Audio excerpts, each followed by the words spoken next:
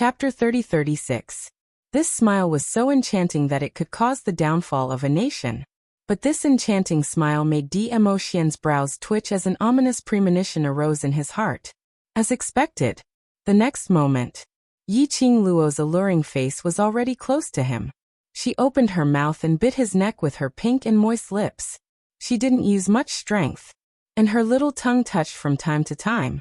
Emotien's eyes darkened as his fingers clasped the young lady's slender waist tightly. "Lil Luo, or don't play with fire."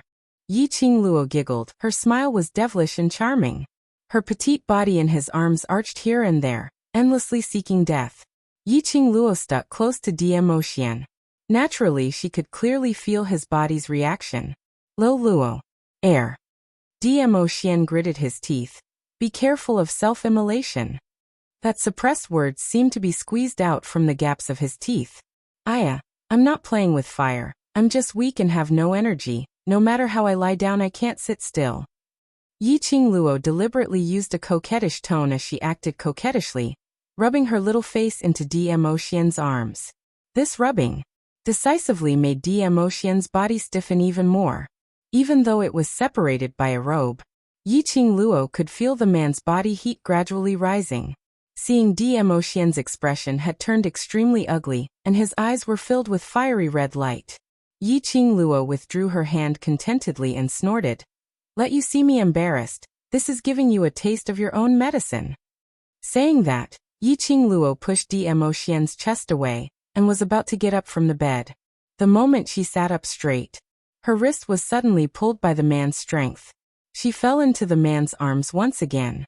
What greeted her was an overwhelming masculine aura. The overbearing kiss made Yi Qingluo stunned, until Emotien's wide palm probed her skin. The slightly cold fingertips made Yi Qingluo quiver. Her eyes were misty as she stared at Emotien, making the last struggle. Xian, my body has no energy, no energy." She hadn't finished her words. The man pulled her hand down. Yi Qingluo's hand trembled, but she wasn't able to fight against his strength. The man's husky and magnetic voice carried a bewitching charm as he whispered into her ear. "Lil Luo. Or there are many other ways that don't consume energy. Extinguish the fire." He deliberately lowered his voice when he said the last two words. It was very seductive. Yi Qingluo instantly wanted to cry, but had no tears as her heart was filled with vexation. As expected, she had no chance of winning and flirting with Emotien. Emotien flirted with her at any moment. Yi Qingluo versus Emotien, the nth round. Once again, Yi Qingluo fell into a deep sleep in this pink bedroom, which ended. When Yi Qingluo woke up again, it was already noon the next day. She opened her eyes.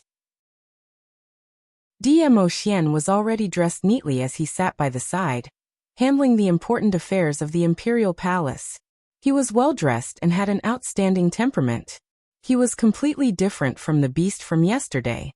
Yi Qingluo moved, and was just about to lift the quilt on her. However, her hands were so sore that she sucked in a breath of cold air, especially her 10 fingers, as though they had been cut off and reassembled. Thinking of yesterday, Emotien said to extinguish the fire, without consuming energy. Yi Qingluo was so embarrassed that she couldn't wait to bury herself into the pillow. She swore that she would never flirt with Emotien, that beast, ever again. Yi Qingluo's voice attracted the man's attention. Chapter 30-37. Yi Qingluo turned around with all her might, not willing to bother about him. Emotien bent down and placed one hand on her body through the blanket as he spoke gently. "All right, since you're awake, get up and eat something. Although there are elemental pills to replenish your energy, but you still need to eat." Yi Qingluo twisted her sore hand as she pursed her lips tightly, and even harumphed loudly to express her anger. The young lady's rare demeanor made the smile on Emotien's face even more obvious. Only he was able to see such an agile little Luo. Emotien's eyes were filled with adoration as he scooped her together with the pink blanket into his arms. "Even if you're angry, you still need to eat something first to fill your stomach before you have the energy to be angry with me. Isn't that so?" This tone seemed as though he was coaxing a little pet, making Yi Qingluo's lips twitched. What did he mean by eating until she had the energy to be angry with him? At this moment, according to the usual routine, shouldn't he be hugging her and expressing his mistake warmly and apologetically, promising that he would absolutely not use this kind of method to torment her in the future? This man, why didn't he play his cards according to the routine? As though he could see through Yiqing Luo's thoughts. Diem Moxian's chin, separated by the blanket, pillowed beside her ear as he laughed softly. I don't want to lie to you because last night was great. In the future, there will be more other ways to extinguish the fire, so I'm unable to give you this guarantee. Yiqing Luo.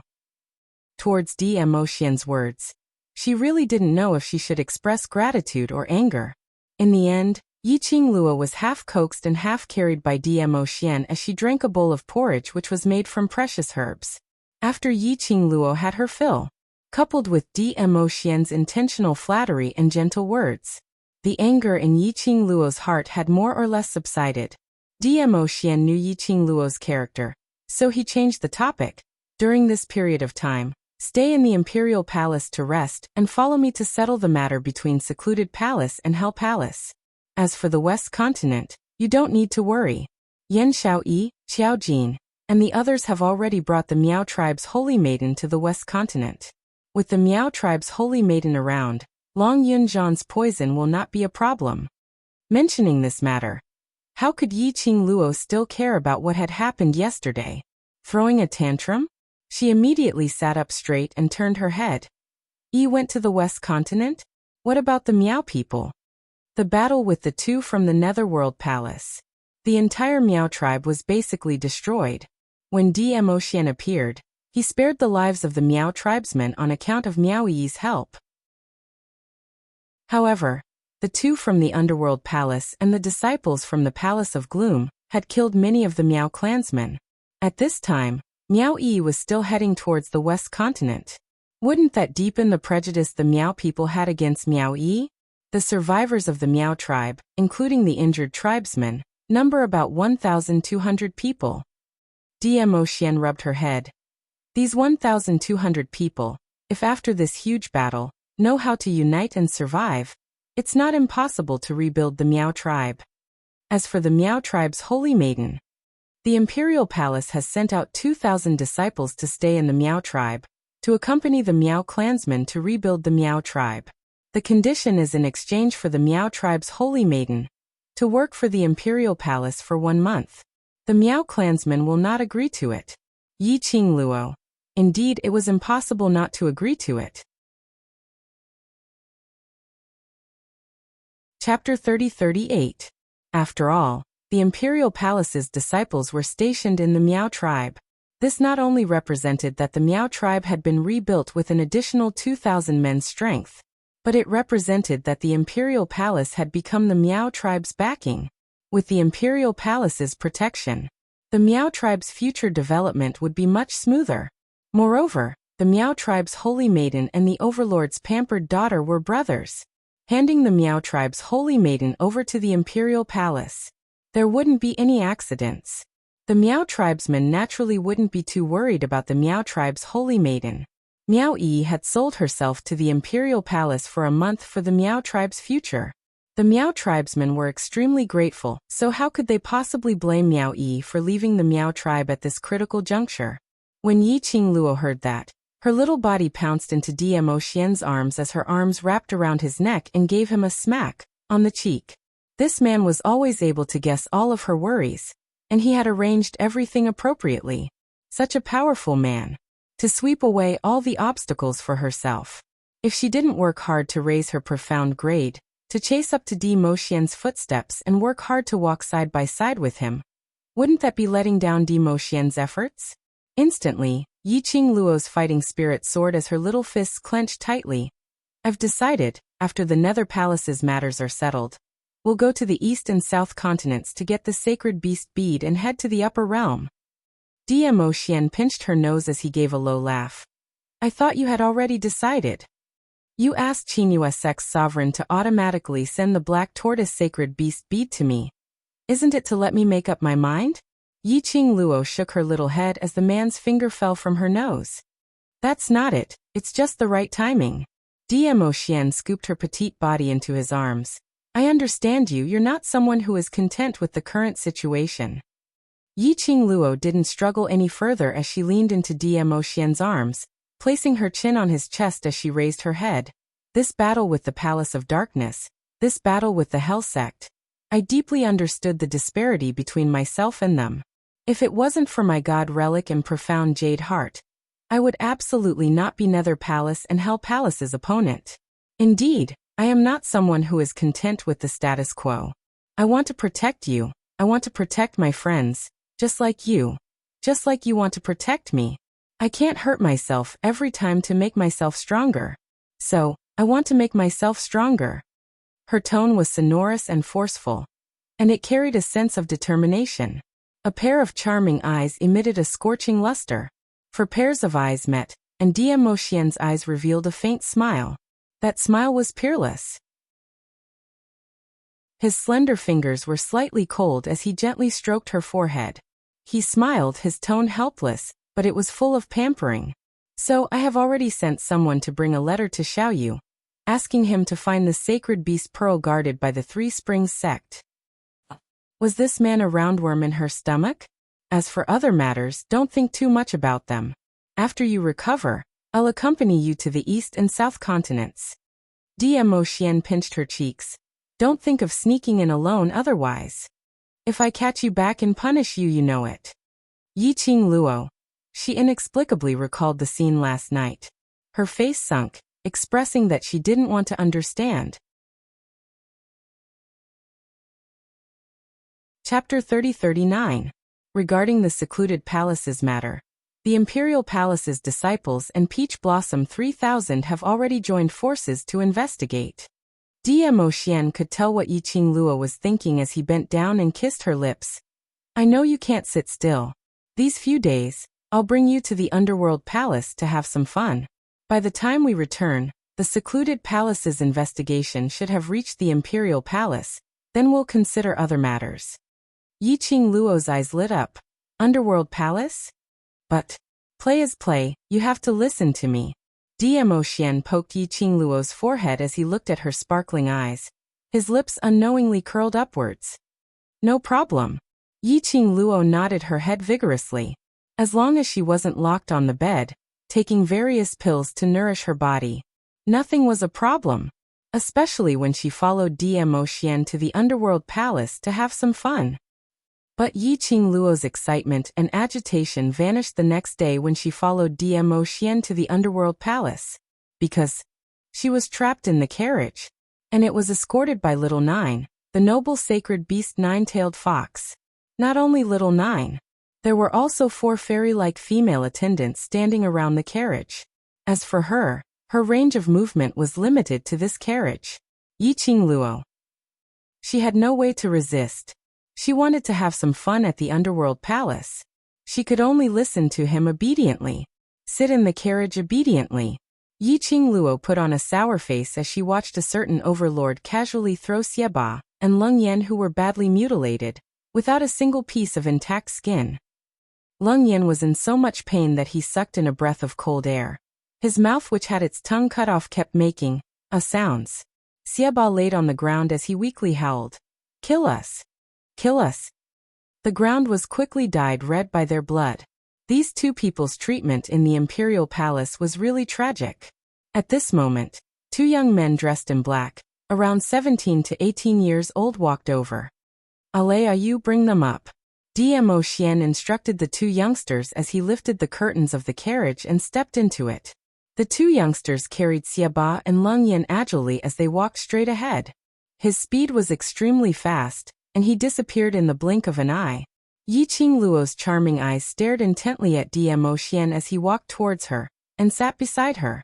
He even stretched out his hand and hugged her into his embrace. The corners of his eyes twitched uncontrollably. You intend to let me sit in this carriage for the entire day? Yiqing Luo elbowed his abdomen.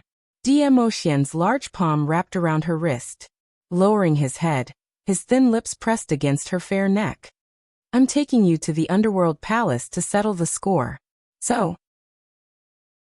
Yiqing Luo's delicate body trembled as she shrank back to avoid the man's mischief. Although I'm a venerable sovereign, I'm taking you with me. I can't ignore the chief god's law. Dmo Xian didn't stop Yiqing Luo from avoiding him as he tightly rested his chin on her shoulder and spoke in a low and hoarse voice.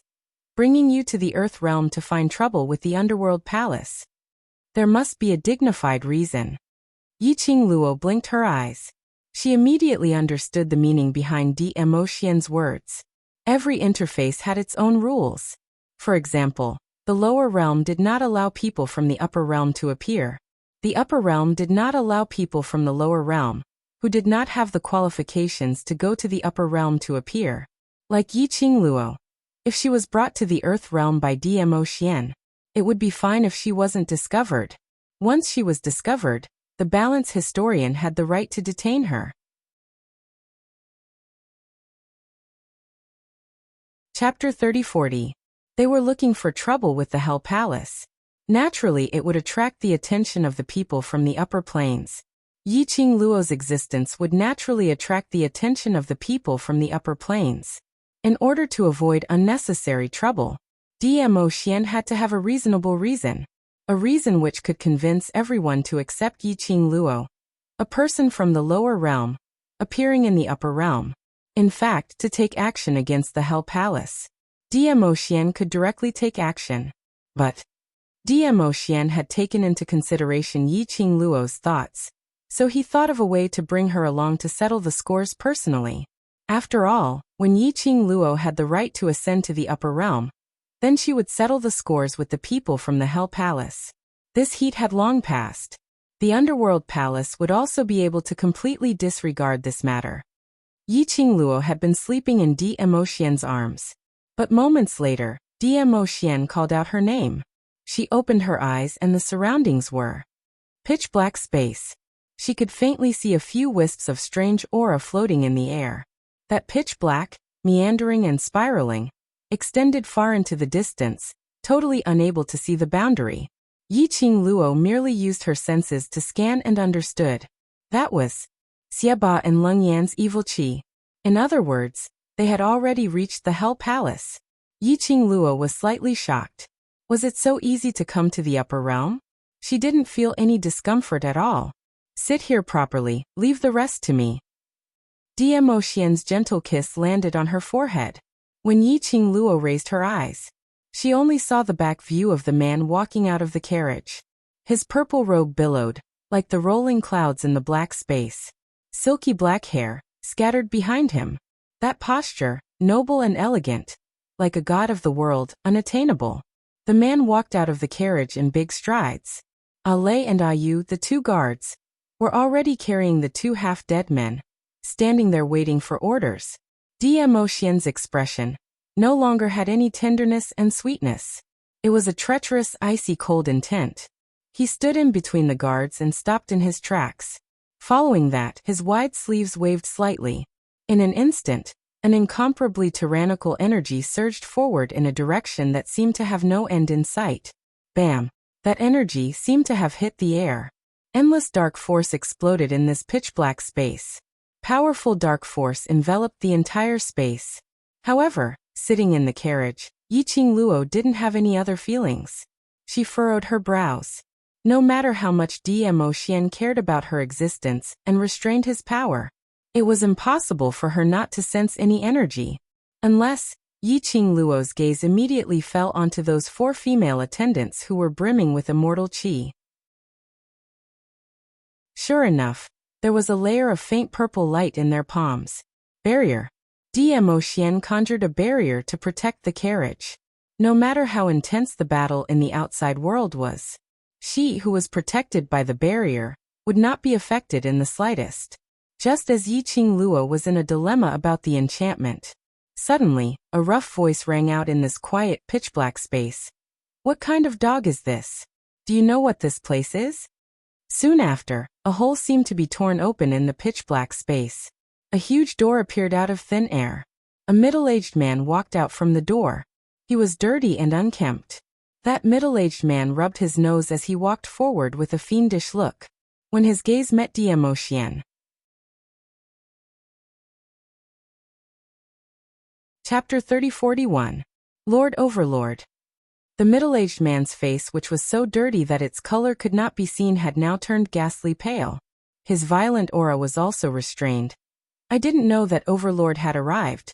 Sorry for not coming out to meet you. Sorry for not coming out to meet you." No matter how arrogant the underworld palace was, no matter how disregarding the secular world, but towards the rumors of Diemo, they had heard of it. There were also many brothers who died in Diemos's hands. It could be said that the underworld palace could defy the heavens, defy the earth, and defy the air. But they did not dare to defy Diemo. Even if Diemo just stood there, without saying a word, the imposing aura from his body was enough to suppress that middle-aged man, making breathing extremely difficult. "This lord is here to send 2 people to the underworld palace." Diemos's deep and cold voice was emotionless, without any trace of emotion. The middle-aged man only felt his heart tightening, as he raised his head apprehensively, looking at Diemo. "Who are they?" "To trouble Overlord, to send them personally." Bam! The middle-aged man's voice just fell. 2 lumps of flesh and blood were thrown at his feet.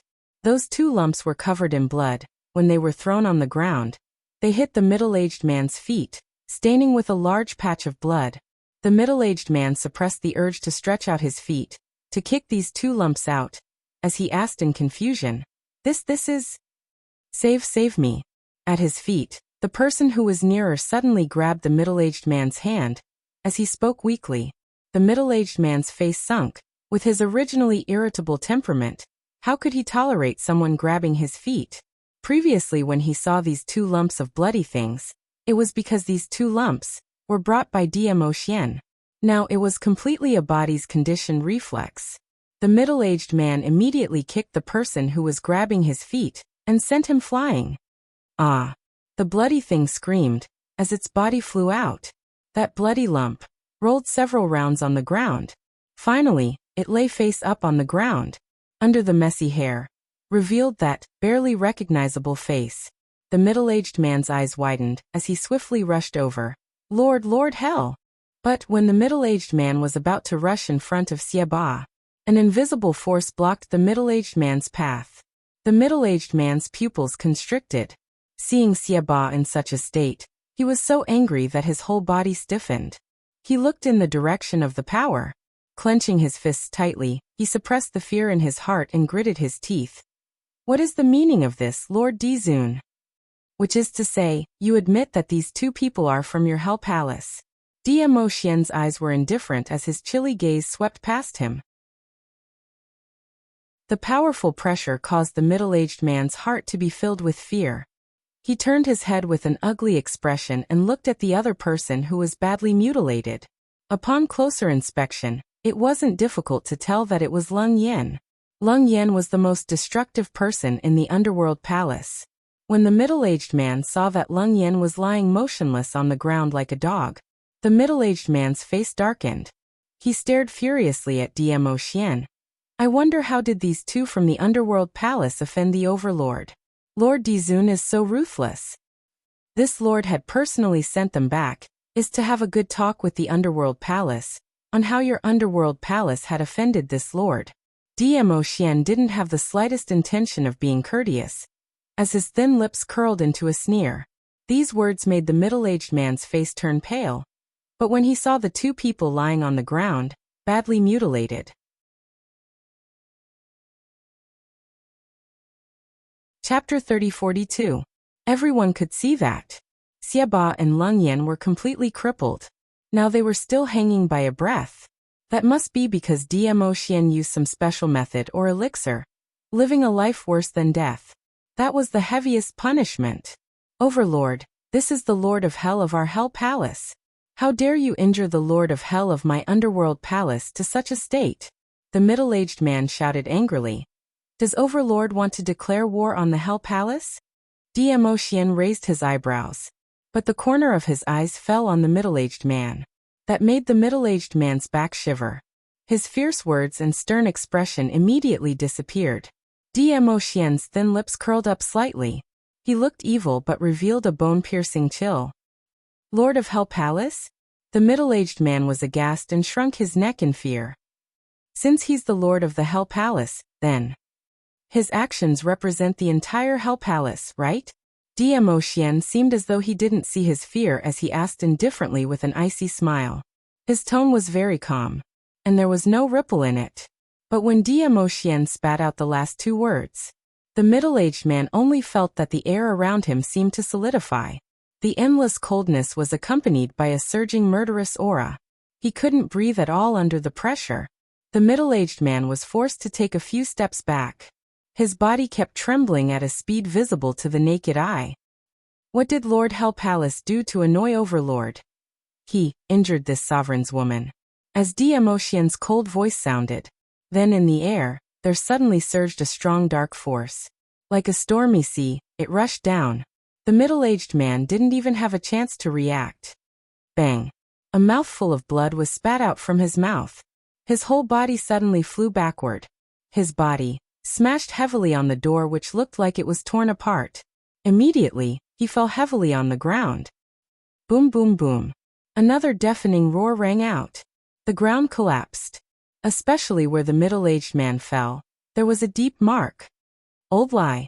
All of a sudden, a few furious voices rang out from the Hell sect. Soon after, a few men who were about the same age as the middle-aged man, and were also slovenly and unkempt, rushed out. One of them helped the middle-aged man lying on the ground up. The rest of them stood in front of the middle-aged man, as they stared furiously at Diemo Xian's direction. Overlord, Hell Palace has always been indifferent to worldly affairs, so how could they possibly hurt your woman? Overlord, it's better for you to investigate this thoroughly. Diemo Xian's hands were placed behind his back in a dignified manner. His pair of peach blossom eyes glanced at those few people with a smile that didn't look like a smile. His gaze, however, as soon as it landed on those people, suddenly, Diemo Xian's robes fluttered without any wind.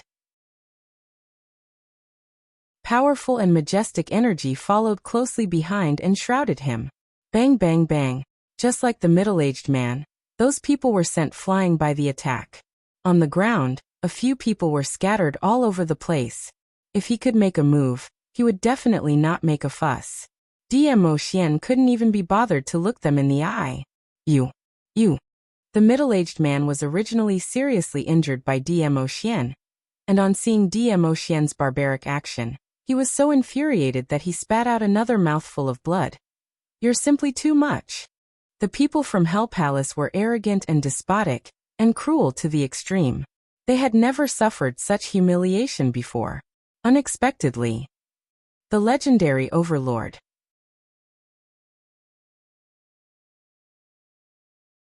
Chapter 3043. Bully intolerably? Diemo Xian narrowed his shimmering peach blossom eyes as he held in a faint smile and murmured these four words. Those few people from Hell Palace only felt an ominous premonition pervading their hearts. Their bodies instinctively wanted to escape. But the next moment, another raging surge of profound energy came surging over. Everyone only felt a burst of tearing pain all over their bodies, tearing them apart. The few of them screamed out in pain at the same time.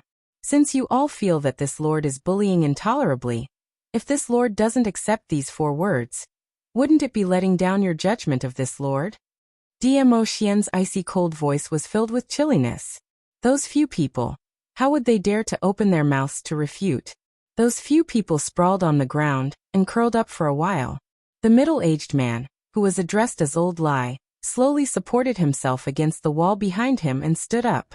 Diemo Xian, what exactly do you want? Please say it directly. He gritted his teeth as his scarlet eyes widened, suppressing the rage in his heart. Diemo Xian raised his brows disapprovingly. This lord just wants to bully others intolerably. Those few people's faces sunk and all of them had an angry and embarrassed expression. But due to the disparity in strength between themselves and Diemo Xian, they couldn't flare up at all. If it was any other ordinary person, injuring their Hell Palace's people, even if they had to perish together, they would join hands to kill the other party. But the other party was Diemo Xian, the rumored mysterious and honorable Lord Diemo Xian. Just based on Diemo Xian's effortless strength, he had already pushed the group of them to the ground, and even suffered internal injuries. They wanted to join hands to gang up on Diemo Xian. This was an impossible matter. Moreover, It was highly possible that their act of joining hands would infuriate Emotion, and he would wash the Hell Palace with blood. There must be some misunderstanding. Lord Emotion, please investigate clearly. Old Lai clenched his teeth, trying his best to make his tone sound more gentle. The few of them didn't forget to sneak a glance at the side, at the carriage that was covered by white muslin. Vaguely, they could see a slender figure sitting in the carriage. She must be the Overlord's woman. Old Lai's eyes flashed, and he suddenly knelt down in the direction of the palanquin. Madam, the Underworld Palace has been cultivating in the Underworld Palace recently, and has not harmed anyone. Speaking until here, Lao Lai paused. Then he turned his gaze to Evil Tyrant and said, the only time I've been able to go out is when Lord Hell and Lung Yen descended to the lower realms to repay the favor they owed me over the years. He raised his head carefully and looked in the direction of the sedan. Lord Hell and Lung Yen are heading down to the lower realm to settle some matters. They definitely won't hurt Madam. In the eyes of the people from the Underworld Palace, she was able to become the Overlord's woman. It was impossible for him to be someone from the lower realm. Xie Ba and Lung Yen had gone to the lower realm to take care of some matters. How could he have offended the Overlord's woman? This is definitely a misunderstanding. Your Majesty and Madam, please investigate this. Lao Lai added. As he spoke, he kowtowed a few times. Dong dong dong sounds. Yiqing Luo felt pain in her ears. Her slender brows rose slightly. This Underworld Palace really cared about their brotherly ties. Evil Tyrant and Lung Yen had become crippled, thrown right in front of them. They had never thought of giving up on these two crippled people. They were still trying their best to speak up for these two crippled people. She curled her pink lips, as her chilly voice floated out from the muslin.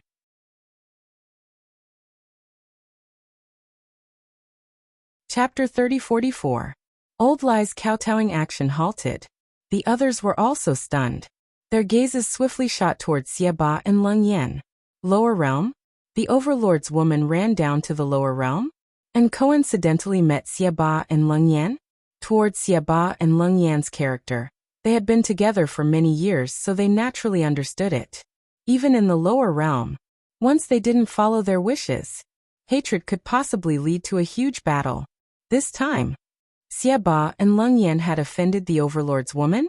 Hearing Yiqing Luo's words, those Hell Palace's people who thought it was a misunderstanding kept their mouths shut, not daring to open their mouths.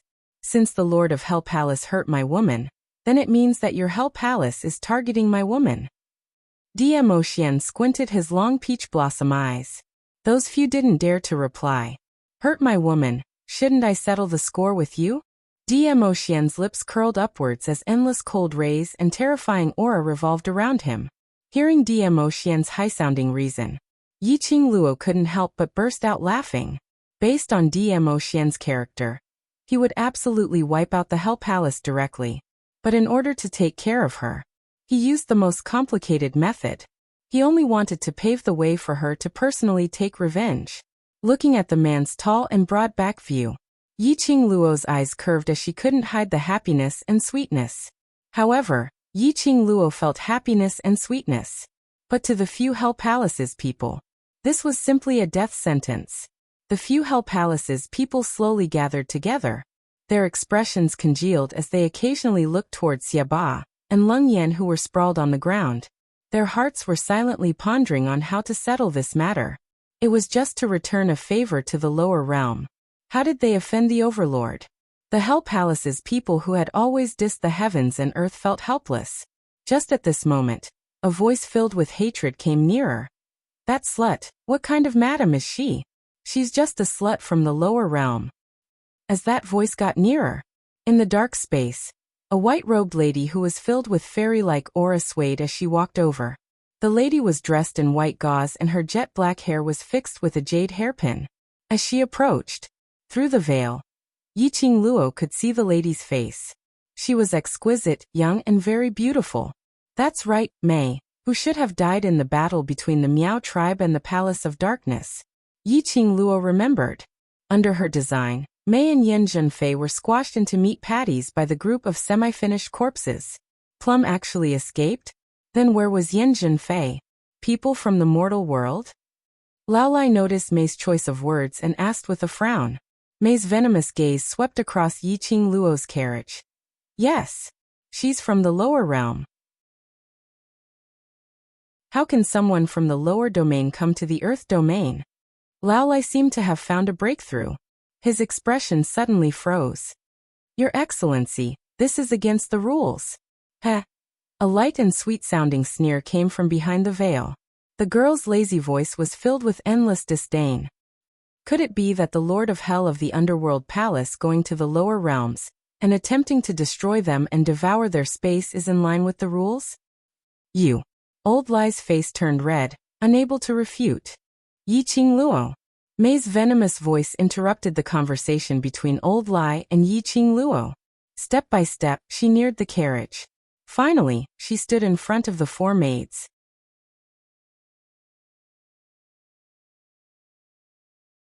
Chapter 30-45. Balanced Historian? When these four words came out from May's mouth, Hell Palace's people's faces turned black. Once the Balanced Historian arrived, not only the Overlord's woman couldn't escape, their Hell Palace's people couldn't escape the crime of sneaking into the lower realm to create trouble. Who are you? How dare you come to the Hell Palace to create trouble? Old Lai immediately targeted May as he gritted his teeth and shouted angrily. You keep saying that the Overlord's woman is from the lower realm. Since she's from the lower realm, how did you know? How I know is not important. May stared at Yiqing Luo coldly. What's important is, she's a lowly person from the lower realm. She's not fit to stand beside the Overlord. Nor is she worthy for the Overlord to back her up. The last part of the sentence. May's words were squeezed out from the gaps of her teeth. She totally didn't conceal her jealousy and resentment. Pa. The crisp sound of a slap rang out. May's body was smashed into pieces as she flew backwards and hit the ground. Alay stared at May and said coldly, Shut up. How dare you insult the Imperial Palace's future mistress? Half of May's face was swollen from the slap, and there was even a trace of blood at the corner of her mouth. Imperial Palace. Future mistress. Ha ha ha. May let out a low laugh. While murmuring these words, he laughed like a madman. She laughed and laughed. Her laughter became extremely strange. Suddenly May raised her head, her deep black eyes fixed on Dmo Xian, Overlord. These are your personal guards, their attitude is your attitude. Future mistress. Was promised to her by you. Am I right? Dmo Xian's eyes were fixed on Dmo Xian. His eyes were so dark that not even the slightest hint of emotion could be seen. It revealed some urgency and craziness. Faintly, she could sense a flash of pain and despair in that pair of eyes. Dmo Xian frowned slightly as his peach blossom eyes turned, but he had no intention to look at May.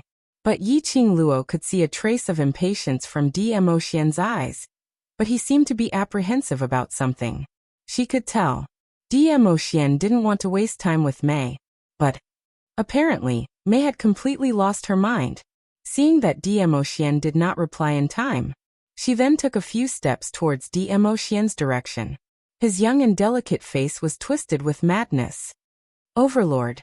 She's just a lowly person from the lower world. She'll only be a burden to you if she stays by your side. She's just using your power to achieve her own goals. She doesn't deserve you. She doesn't deserve you. She screamed hysterically. His ferocious and terrifying pupils were bloodshot. She approached Dmo Xian. She raised her hands and tried to hug Dmo Xian. But just as Plum was 3 steps away from Dmo Xian, a figure suddenly appeared in front of Dmo Xian. It was Ayu. The young man, who was dressed in a tight suit, raised his leg and kicked May's chest without hesitation. Ayu did not show any mercy in this kick. The kick made May wail in pain. She fell to the ground. A crater was formed on the ground. May's 5 viscera and 6 bowels were shaken to the point that they were about to split open. Blood flowed from the corner of her mouth. Why? Just because she's young, just because she's beautiful. May screamed unwillingly. Her voice was hoarse and she coughed out a big mouthful of blood as she screamed.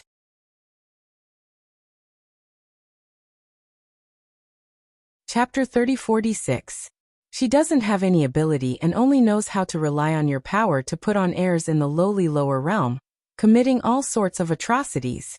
What right does she have to stand by your side?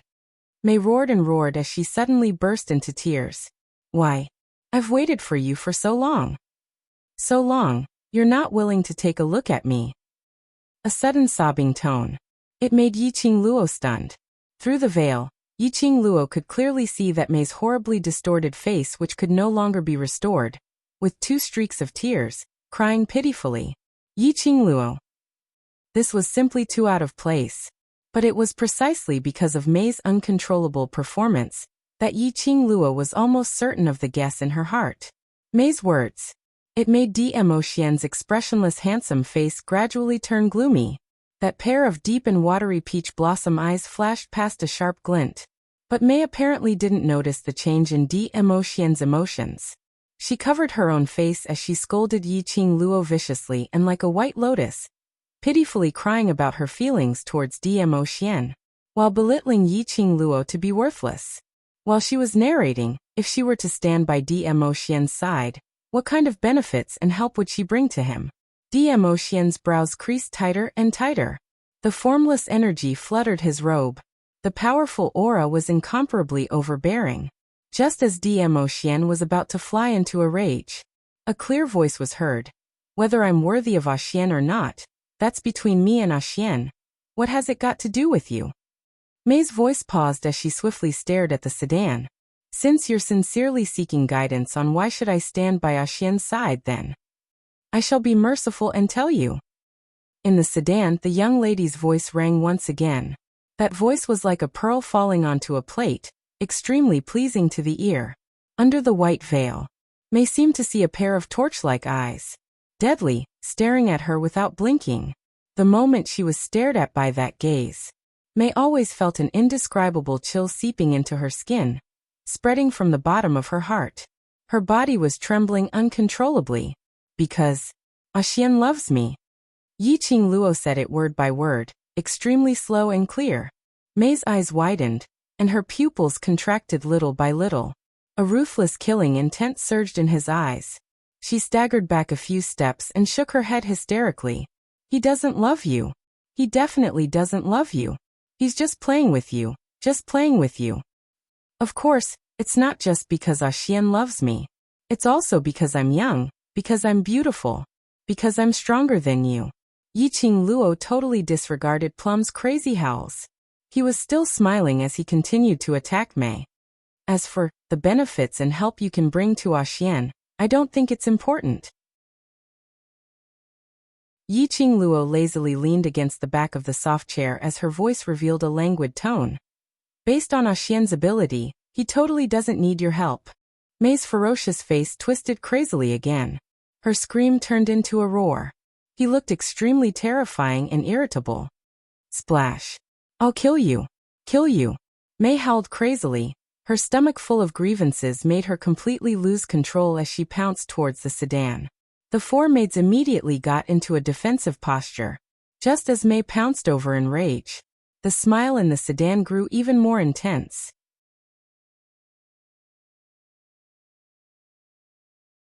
Chapter 3047. By May. These 2 words were like thunder, exploding in May's mind.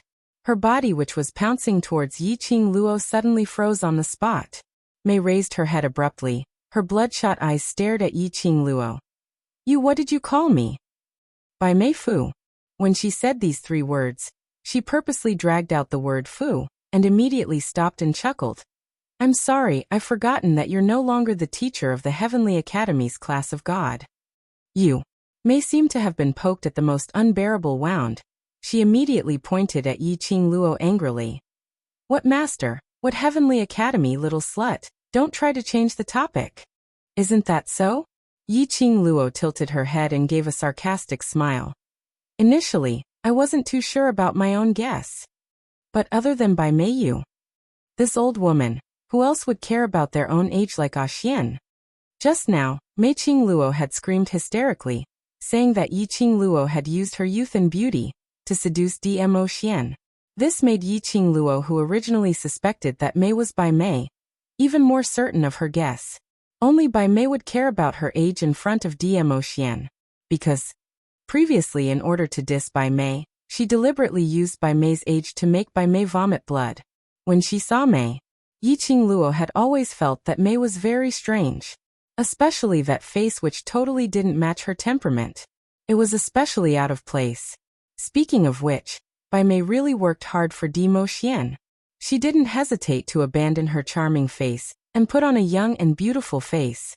Did she really think that Dmo Xian was that kind of shallow man? Mei. That was Bai Mei, gloomily looked at Yiqing Luo. Little slut, did you think that by exposing my identity, the overlord will punish me because of this? Unfortunately, you are wrong. As if she had caught the only pride, Bai Mei's eyes flashed a trace of excitement. The overlord will only forgive me because I am Bai Mei. She was indeed Bai Mei. Since Yiqing Luo saw through her, she might as well not refute. Anyway, even if Yiqing Luo did not expose her, after the balance historian captured Yiqing Luo away, she would also take the initiative to confess her identity to Dmo Xian. She hated her identity as Bai Mei. She hated that body that was in her 30s. However, in order to use the name Bai Mei in exchange for his life, he had no choice. She had to confess. However, now it was Yiqing Luo who was the first to reveal it. Bai Mei stared at Yiqing Luo as her eyes shone with a cunning chill. In the sedan, the young girl listened to Bai Mei's words. Her long and narrow eyes narrowed slightly. This was not the first time that Bai Mei had relied on her status to firmly believe that Dmo Xian would not do anything to her. What did Bai Mei rely on? Was this the so-called sister that she had mentioned? That sister, between her and Dmo Xian, although she believed that it was not a particularly ambiguous relationship between a man and a woman. But what kind of unknown past did her man have with another person of the opposite sex? Regardless of whether it was ambiguous or not, more or less, he would feel uncomfortable in his heart. Especially when Bai Mei had been using her own sister to continuously provoke Dmo Xian's bottom line. This Bai Mei was really shameless to the extreme. Yiqing Luo was thinking about how to dispel Bai Mei's idea of using her own sister to make her presence known.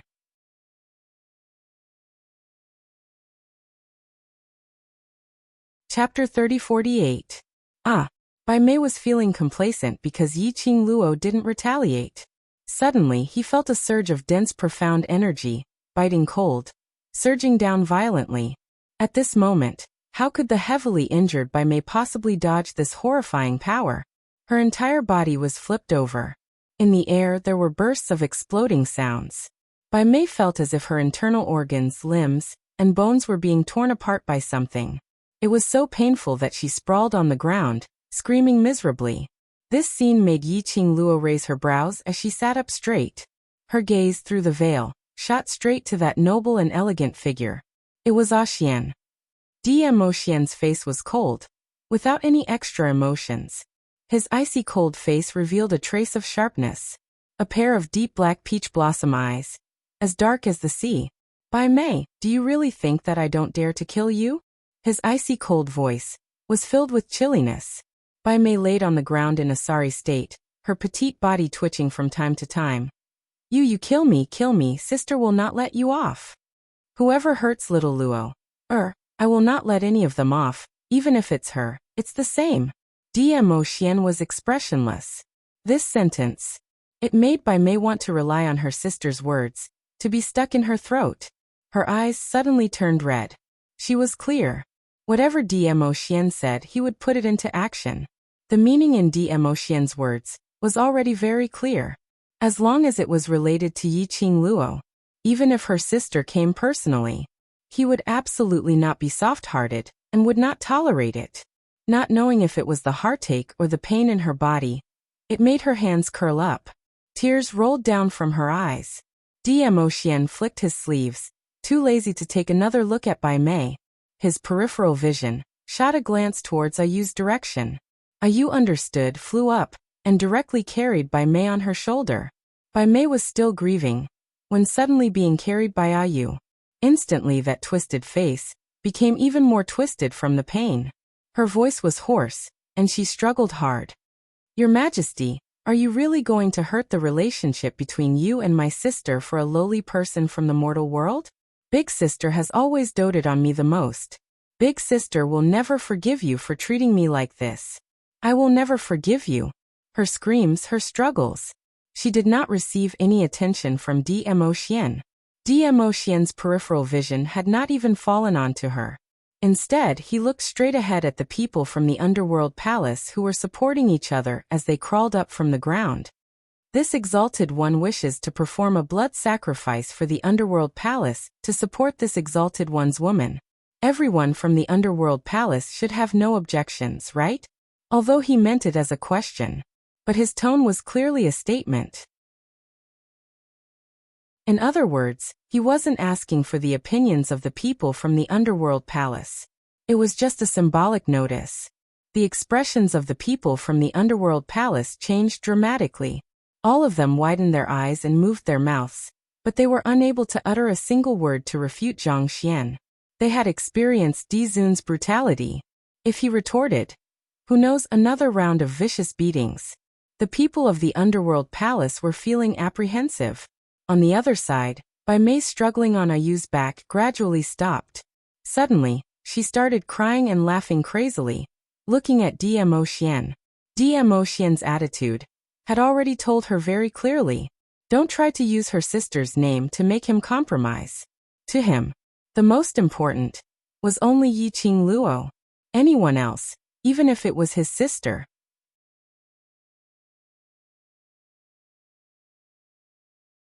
Chapter 3049. Bai Mei, whose heart was like dead ashes, laughed and cried as she collapsed on Ayu's shoulder. Other than laughing and crying crazily, she had quietened down. D'Emotion's gaze had never looked at Bai Mei. He slowly narrowed his eyes as he looked at the row of burly men in front of him. Then he strode forward and walked into the underworld palace's entrance. Old Lai and the rest looked at each other. All of them wanted to stop him, but their feet had just moved.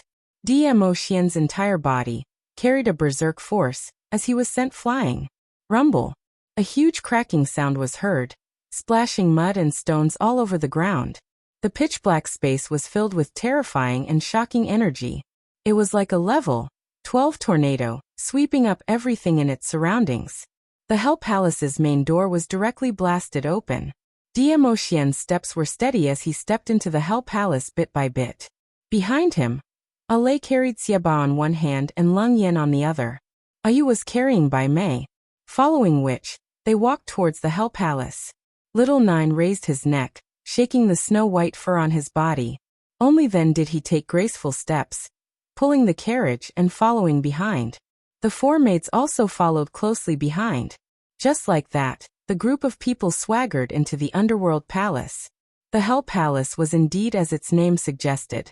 Rather than saying it was a mansion, it was more like an underground cave. The entire underground cave was extremely spacious. It looked eerie and extremely terrifying. After stepping into the Hell Palace, the surroundings were no longer that pitch-black space like before. On both sides of the rock wall, there were 2 candlesticks every 10 over steps. On the candlesticks, there were candles inserted diagonally. The candles were bright, elongating everyone's shadows. Of course, if these candles were ordinary candles, Yiqing Luo would absolutely not think that this was terrifying. What made her curious was, the candles on both sides were burning with a kind of almost green light. The entire Hell Palace was filled with a kind of faint green feeling. This green light was mixed with an extremely damp and cold aura. The sizzling sound of burning could be heard. Yiqing Luo seemed to have smelled a strange smell in the air. It made her extremely disgusted. What the hell? What kind of candle is this? Why is the color so strange? And it gave people such a strange feeling? Especially when his line of sight touched the candlelight. There was always a very uneasy feeling in her heart. In this uneasiness, she subconsciously stretched out her hand and touched the cherry blossom pattern on her wrist. The skin he touched was smooth and shiny. The bright red cherry blossoms on her fair wrist were extremely obvious. The azure dew bracelet was still on her wrist. She thought that back then, she had risked her life to stall Xiaba and forcefully break the blood contract with the azure dew bracelet. But when she woke up, the veined pattern of the azure dew bracelet was still on her wrist and hadn't disappeared. Yiqing Luo's eyes stared fixedly at the azure dew bracelet for a long time. Although the azure dew bracelet was still there, but Old Man Song was no longer there. Not only Old Man Song. She couldn't sense anything related to the azure dew bracelet. If it weren't for the fact that the azure dew bracelet's vein patterns were still there, she really thought the azure dew bracelet had already dissolved its blood contract with her, and no one knew where it had gone. If Old Man Song was still here, he would definitely tell her what these candles were. But she couldn't contact Old Man Song. Was Old Man Song angry at her? Angry at her stubbornness?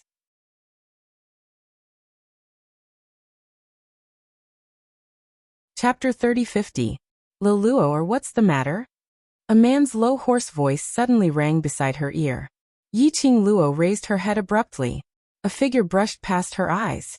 Her petite body suddenly felt light as she was brought into a broad embrace. The man's arm encircled her waist.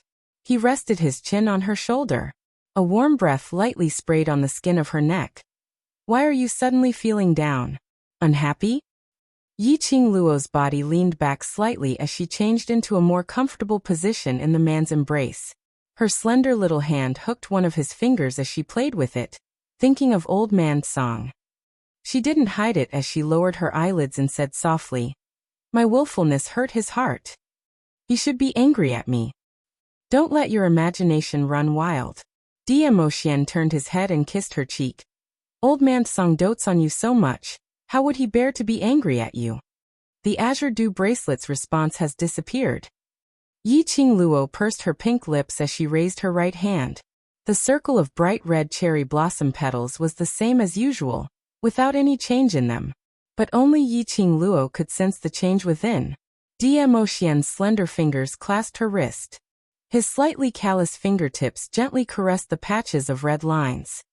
In order to stop the Hell Palace's people, you made a move on the Sacred Maiden Institute. That's indeed reckless. Diemoshian opened his mouth and gently bit her neck. His low hoarse voice had a trace of displeasure. You forcefully wanted to dissolve the azure dew bracelet's blood contract. This not only affected the azure dew bracelet, your spiritual body will also be affected. Adding on to that, you forcefully activated the Divine Phoenix Profound Heart Jade, and the two overlapped. It has far exceeded the burden your body can bear. It's already a miracle that you're still alive now. As for the azure dew bracelet, after being tormented by you, it definitely needs to undergo self-repair. Naturally, you're unable to sense the azure dew bracelet's energy. After explaining, Diemoshian raised his hand and knocked Yiqing Luo's head hard. After the azure dew bracelet is repaired, Old Man Song will naturally look for you. Yiqing Luo rubbed her little head into his embrace. Her little act of acting cute did not make Diemoshian reduce the strength in his hands. He knocked on her head again. Do you still dare to be willful in the future? I don't dare. Yiqing Luo purposely cried out in pain as she shrank her little head. Remember what you said. This time round, Diemoshian's hand encircled her slender waist again as he leaned close to her ear. If there's a next time, I'll continue for the third time. Yiqing Luo. Did he mean to give him a taste of his own medicine? She worried him. Was he going to let her worry for once? Why don't I feel the same way? Was there a need to be so overbearing? There was only a white veil hanging around the sedan. Although they couldn't see what was happening inside clearly from the outside. However, he could vaguely see the figure under the veil, the shadows of the two embracing each other, and the occasional chuckle. The eyes of Bai Mei, who was lying quietly on Ayu's back like a corpse, like stagnant water, trembled slightly. Jealousy spread from the bottom of her eyes. Diemoshian and his entourage swaggered into the Hell Palace. Old Lai and the rest naturally followed behind them with small steps. They didn't dare to get too close. They were also afraid of losing them. The entourage walked like this for about the time it took to burn a stick of incense.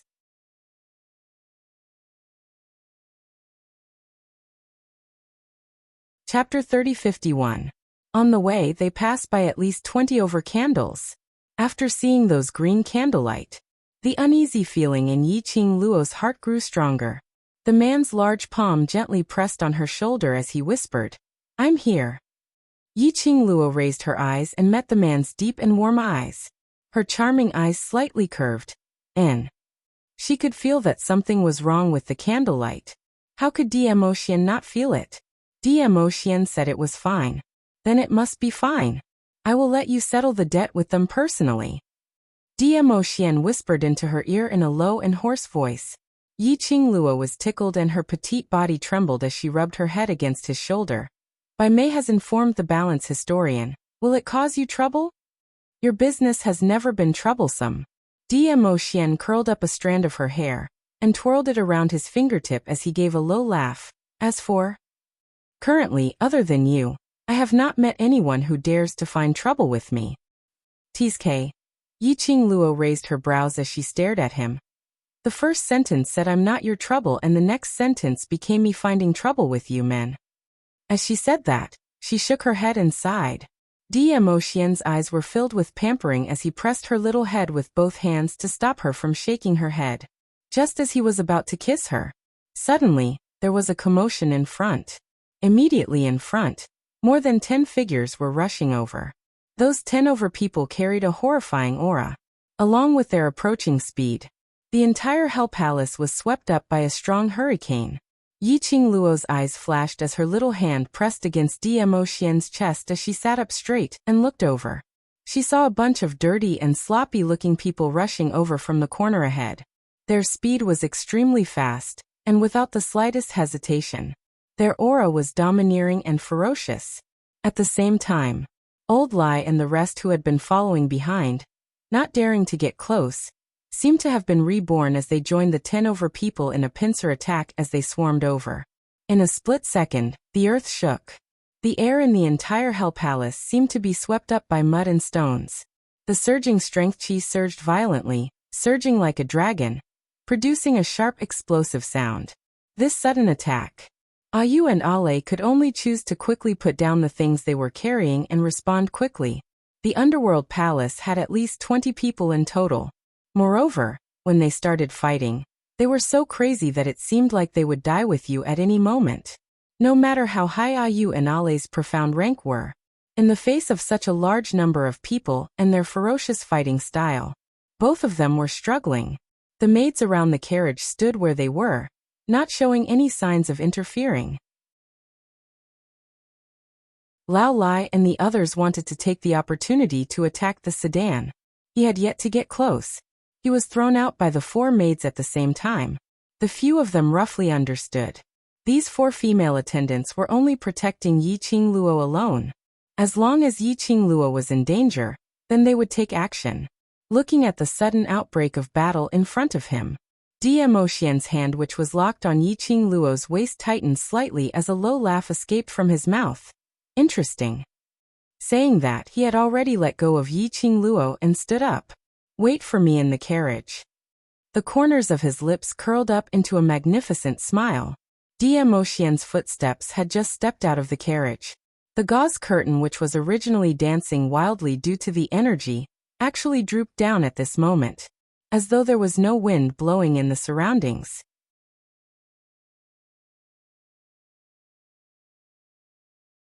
Chapter 3052. It was an enchantment. Once again, it protected her in the carriage. Yiqing Luo looked at the man's tall back as she squinted her eyes. It looked like Demo Xian intended to use the Hell Palace to test his ability after his advancement. If not for the protection of this enchantment. Facing the surrounding, wave after wave, surging waves. She absolutely could not take it. Not knowing. How long could these people from Hell Palace last? Yiqing Luo leaned lazily against the back of the chair as she paid close attention to Demo Xian's actions. Old Lai and the others were heavily injured, and after Demo Xian and the others barged in, they could only use their special communication method to inform the Hell Palace's bunch of lunatics about this matter. Old Lai's original intention was to let them take the opportunity to escape. But this bunch of lunatics had always been arrogant and haughty. Now they had come knocking on their doors. How would they be able to tolerate this? Immediately, 10 over of them charged over.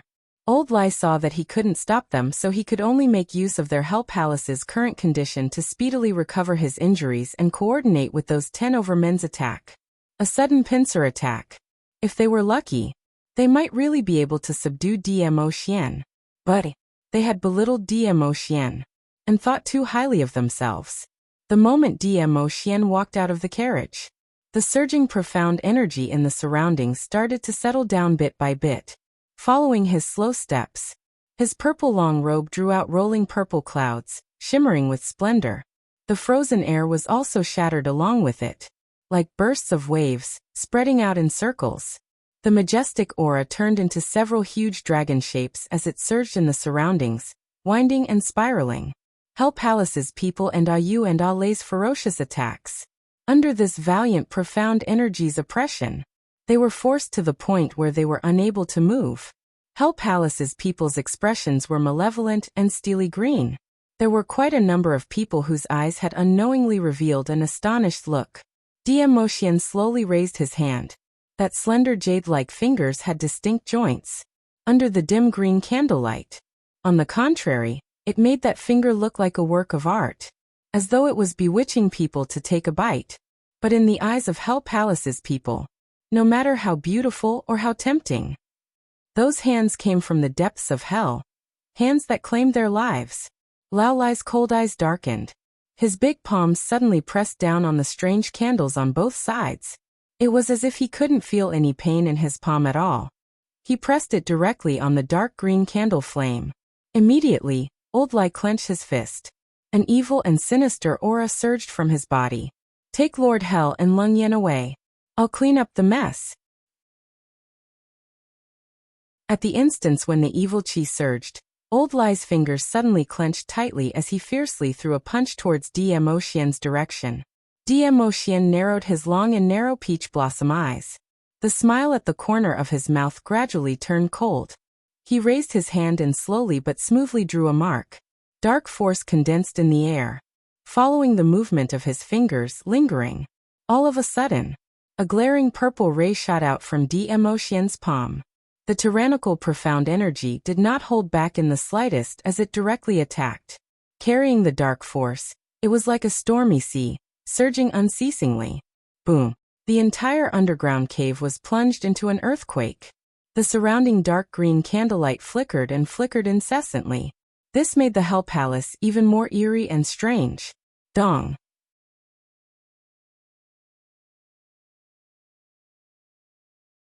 Chapter 3053. Boom! Dark rays bloomed from his body. Smoke and dust billowed and the air billowed. Everyone could vaguely see. Old Lai was lying in a huge pit. His chest was pierced by the profound chi. Fresh blood oozed out from the hole. Old Lai was in so much pain that his whole face was twitching. What made the people from Hell Palace feel a chill was Lao Lai, who had a hole poked through his body, was actually still alive. Did the Overlord not let him die? The people of the Underworld Palace considered themselves to be the most abnormal among the lunatics. Seeing Dmo Xian, they finally understood deeply. There would always be someone stronger than him. The Overlord had never thought of taking their lives. He wanted them to live a life worse than death, struggling on the edge of fear and death. Bit by bit, their gazes shifted to evil tyrant, Lung Yan and Old Lai. Suddenly they broke out in cold sweat. All their attention was focused on Dmo Xian and the people from Hell Palace. No one noticed. A slender figure swayed as she walked in the direction of the carriage. She swayed unsteadily, her steps unsteady as she moved with great difficulty. The carriage was moving without any wind. The white muslin of the four maids danced with the wind. Suddenly, the girl in the sedan gently tapped her fingers. That invisible gust of wind instantly calmed down. The slender figure swayed as she finally approached the carriage. She held her breath and controlled her breathing so that the maidservants guarding the sedan wouldn't notice her. The maid's gaze was fixed on Dmo Xian. It seemed that he didn't notice her approaching. The slender figure widened her eyes, which were filled with malevolence, and stared at the young girl in the sedan with a twisted and hideous expression. Suddenly the figure shook violently. He turned into an afterimage and directly pounced toward the carriage. The white muslin dress dispersed in the air like smoke. But That figure rapidly charged toward the palanquin. He was only one step away from the palanquin. The four maids who were staring at Immersing suddenly raised their right hands at the same time. A purple light floated. The majestic and overbearing profound energy shrouded the entire carriage. The slender figure collided with the purple energy. The heart-wrenching pain instantly eroded the slender figure's senses. The veil hanging from the palanquin fluttered slowly. Vaguely, the young girl's exquisite and beautiful face was revealed. The corner of the young girl's mouth curled into a mocking sneer. Her beautiful face was also filled with ridicule. She leaned against the soft chair lazily. 3,000 strands of black hair scattered behind her. Then the young girl's eyes curved and her pink lips curled up. She stared at the slender figure in front of her and slowly said, "By May, don't act like a clown. Don't overestimate yourself."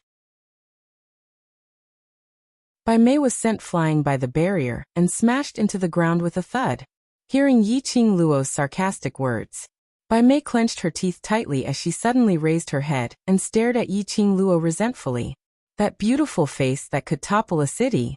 That mocking smile. That disdainful attitude toward her. Bai Mei's facial features became even more twisted. Anyway, she was going to die today. She had no intention to go back alive. To be able to bring Yi Qing Luo, this slut, to hell before she died. That was enough. Bai Mei clenched her fists tightly as she slammed the ground and forced herself to climb up from the ground. The madness and jealousy in her eyes seemed to be nourished as it kept growing.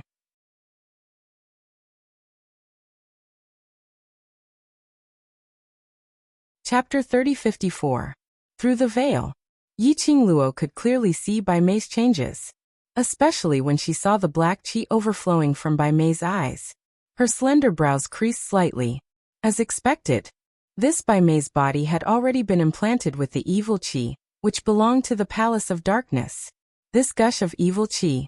It was totally similar to the evil qi which was used to control Miao Rongrong. Yi Qing Luo narrowed her eyes as she sized up Bai Mei seriously. Bai Mei could change into a young and beautiful face. It should be the credit of the Palace of Darkness. And the reason why Bai Mei followed Yin Zhenfei and Fox's sacred law. It was probably a deal to change her face. Bai Mei was used by the Palace of Darkness. Based on the Palace of Darkness's temperament, the Palace of Darkness would absolutely not change Bai Mei's face properly. That face which Bai Mei had changed. It must have been tampered with. Today, seeing Bai Mei's look, everything was as Yi Qing Luo had predicted. Bai Mei's face was the source of that sinister aura. The Palace of Darkness wanted to make use of Bai Mei. To achieve what motive?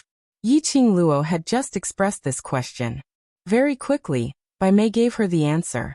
Endless black qi overflowed from Bai Mei's eyes continuously. She was like a puppet which was being controlled by someone. Swaying but not slowing down as she charged madly towards Yi Qing Luo. When Bai Mei's body collided against the floating purple light once again, she actually pressed her face hard onto the enchantment which was formed by the faint purple light. The purple light moved, like bolts of lightning, speedily shooting towards Bai Mei's face, rumbling downwards. But balls of black qi, from the surroundings of Bai Mei's face, started to seep out bit by bit. That strange black qi was like a magnet, firmly sucking on the enchantment. The entire enchantment was filled with purple electric currents, and it was twined with circles and circles of black qi. Apparently, Bai Mei wanted to forcefully break Immersing's enchantment. Yi Qing Luo raised her eyes as she looked at the black qi which was still seeping out, persistently twining around the enchantment. Bai Mei's face was already twisted in agony. However, the black gas continued to spread. Yi Qing Luo's lips twitched as she narrowed her charming eyes, reflecting a cold ray of light. In any case, you were once a master of the Heavenly Academy, but now you have fallen into the devil's path. TSK. As she spoke, she shook her head in disdain. I heard that the teachers of the class of God are all from the upper realm, but now they have abandoned themselves and are entangled with the lower realm, the Dark Palace. I really don't know if your mysterious sister will regret not strangling you when you were born. Bah. The face that was stuck to the barrier suddenly moved a few inches away from the barrier. Bai Mei raised her eyes and stared at Yi Qing Luo with a venomous gaze. What right do you have to mention my sister? You don't deserve to mention her. Bai Mei was provoked. The moment his face left the barrier, the black gas that was originally twisting and moving, rising and spreading, with an extremely fast speed, he quickly stopped breathing. Bai Mei also came to a sudden realization. She quickly pressed her face against the barrier again. But Yiqing Luo didn't give her this chance. Yiqing Luo intentionally used words to provoke Bai Mei, to distract her. She then took the opportunity to stop Bai Mei from using the evil qi to engulf the enchantment. Just as Bai Mei's face was about to be pressed down, Yiqing Luo's fingers moved. The glower flame fan flew out from her fingertips. It turned into a whirling flame.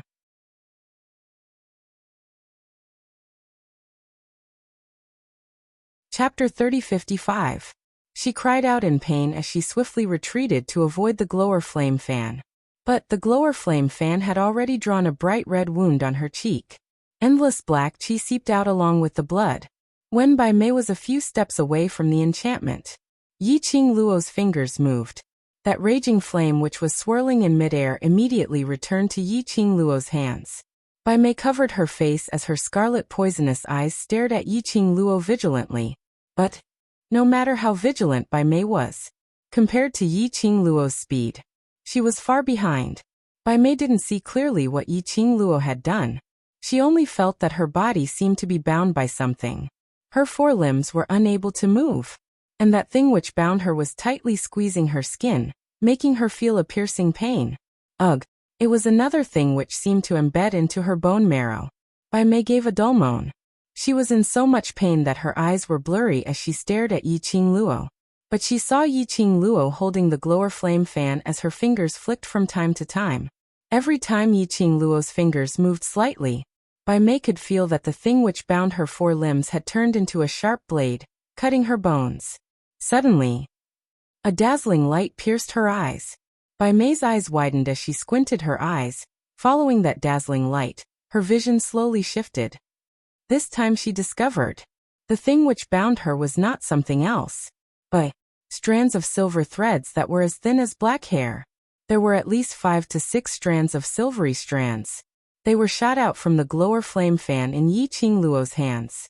No matter what. You were once a master of the Heavenly Academy, as a student of the Academy. Naturally, I can't leave you in the lurch. I'll help you take down this face. Yiqing Luo's clear voice was mixed with ridicule and laughter. Her fingers swept forward. Bai Mei clearly heard a swoosh sound in the air. Following that, she felt a cold touch on her face. It was silvery strands. Bai Mei's face turned pale instantly. Blood seeped out and stained the silvery strands on her face. How dare you? How dare you touch my face? Bai Mei's scarlet eyes were filled with resentment. Yiqing Luo had no doubt that at this moment, the silver threads of the glower flame fan had not restrained Bai Mei. Bai Mei would definitely pounce on her and fight her hand to hand. Bai Mei had sacrificed too much for her young and beautiful face. She wanted to be young and beautiful. She wanted to obtain Emotian's love because of this. How could she allow anyone to touch her face? Facing Bai Mei's hysterical madness, Yiqing Luo remained calm and elegant as the corners of her lips twitched into a smile. Why wouldn't I dare? As for Bai Mei, she did not have the slightest bit of sympathy for a face. He was willing to abandon his dignity as someone from the upper world and join the Dark Ghost Palace, mixing with the motley crew of the Dark Ghost Palace. He had repeatedly caused trouble for her, hurt her brother. Most importantly, she was really annoying. There was another woman who wanted her man. Yiqing Luo's eyes were filled with an icy chill. Her fingers moved, and the silver thread that was as sharp as a blade started to slowly cut open Bai Mei's face. Swoosh. Suddenly, a piece of black object flew towards Yiqing Luo's hands. That momentum was extremely ferocious. It carried a strong and austere aura, like a sudden clap of thunder, like a surging wave.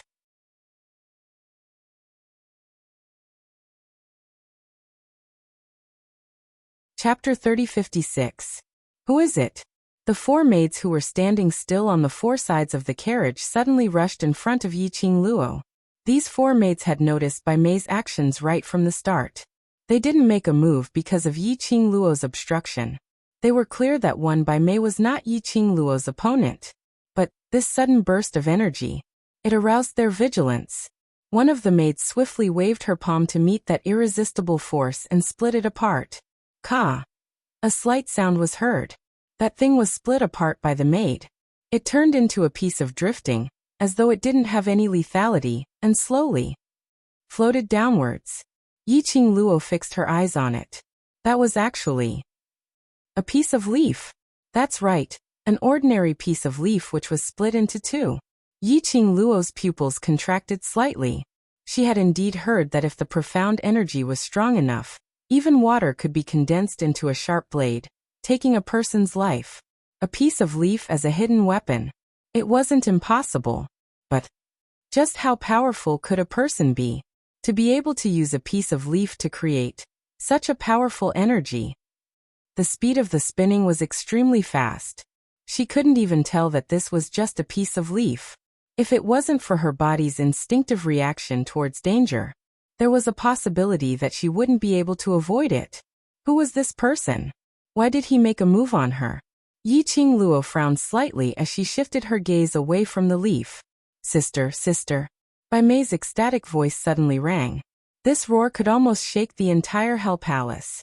Bai Mei struggled to climb up from the ground as her eyes stared in that direction joyfully.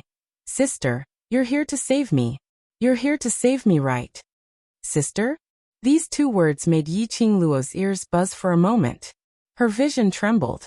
It wasn't that she didn't believe in Dmo Xian. She knew clearly that Dmo Xian and Bai Mei's sister had no ambiguous feelings between a man and a woman. But she heard Bai Mei showing off in the name of sister, once or twice. It would be a lie to say that she didn't feel uncomfortable. At this moment, the sister, who heard Bai Mei's call, had really appeared. Yiqing Luo's heart was filled with an indescribable complicated feeling. She pursed her pink lips slightly and looked in the direction that Bai Mei had gone in. This look made Yiqing Luo slightly stunned. The domineering female boss that he had imagined did not appear in front of him. It was just a thin figure that seemed to have merged with the air, faintly discernible. Yiqing Luo, who had seen Old Man Song reveal his spiritual body, could tell at a glance that that frail figure was a spiritual body. Bai Mei's sister was a spiritual body? Why are you here? Just as Yiqing Luo was filled with doubts, behind her came the man's low and hoarse voice. There was no emotion in that voice. But Yiqing Luo could tell. The man's voice was much gentler than before. In other words, was that spiritual body really Bai Mei's mysterious elder sister? Mayor has caused you trouble. The voice of the spiritual body was very gentle. It was the kind of gentleness that was unique to Jiangnan women. It was very natural and definitely not intentional. Sister, how could you help them speak ill of me? Look at me now. That slut. Not only did he snatch the overlord away from you, he even beat me up to this state, and even wanted to cut my face. You have to help me take revenge.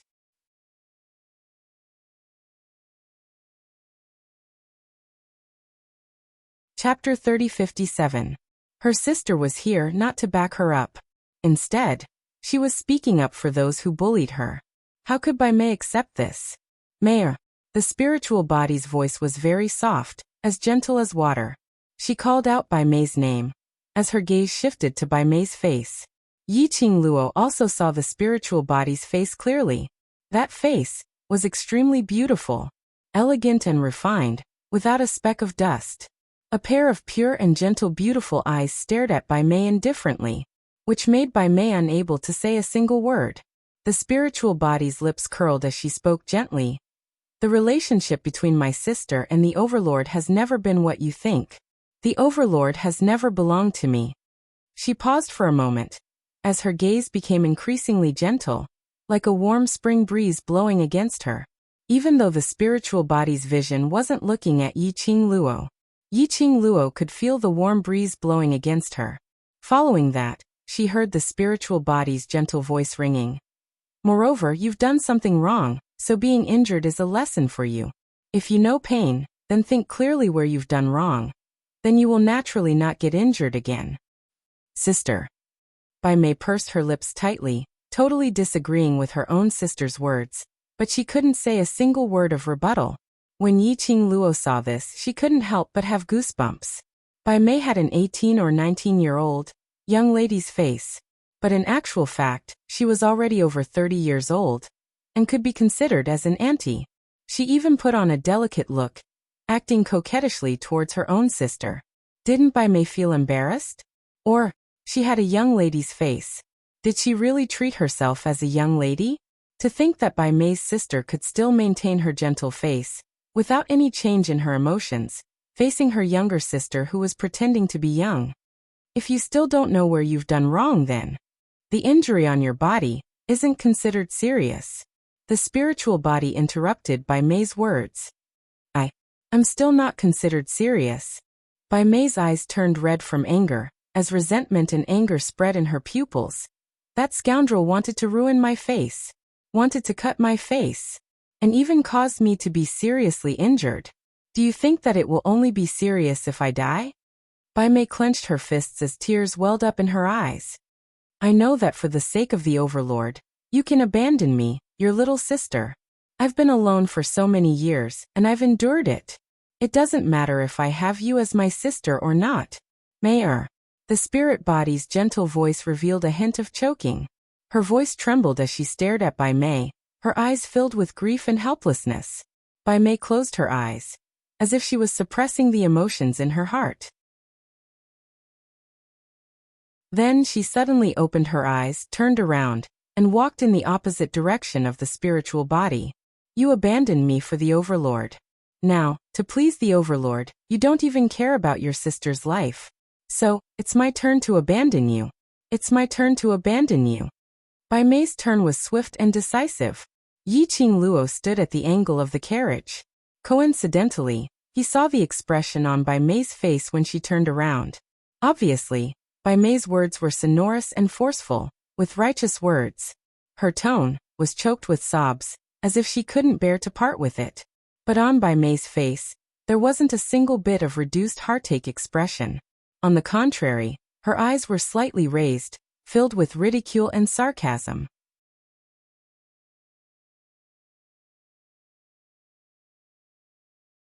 Chapter 3058. Obviously, Bai Mei's sudden crying scene was deliberately poking at her sister's most guilty spot. It was to evoke his sister's guilt. Thus he could avenge her. Yiqing Luo scoffed. This Bai Mei had even schemed against her own sister. He wondered just how shameless she was. That was why she was able to use her sister's name to show off in front of Dmo Xian. However, Yiqing Luo saw through Bai Mei's little scheme. However, after hearing Bai Mei's words, Bai Mei's elder sister, the spiritual body, revealed a look of grief that could not be dispelled. She pursed her pale lips and looked at Bai Mei's back as she left. Her elegant and refined face was shrouded in melancholy. His body also seemed to be fusing with the air, becoming increasingly transparent. Mayor, that's not what Big Sister meant. The spirit body hurriedly said, full of worry. Big Sister knows, it's Big Sister who shouldn't. Before he could finish his words. But she was interrupted by a deep voice. Baisu. That voice forcefully stopped the spirit body from speaking. The spiritual body speedily turned around, and its eyes, which were stained with tears, looked at Dmo Xian. What are you doing here? Dmo Xian frowned. The spiritual body, which was Baisu, had a slight change in her gentle expression. Very soon, she became gentle again and looked at Dmo Xian with her watery eyes. Dmo Xian, I'm just worried about my sister. She's not a bad person by nature. Dmo Xian's frown deepened as his lips twitched. Yiqing Luo. Looking at this spiritual body called Baisu, talking to Dmo Xian so gently, why did she have a very strange feeling? This feeling was completely different from the previous uncomfortable feeling.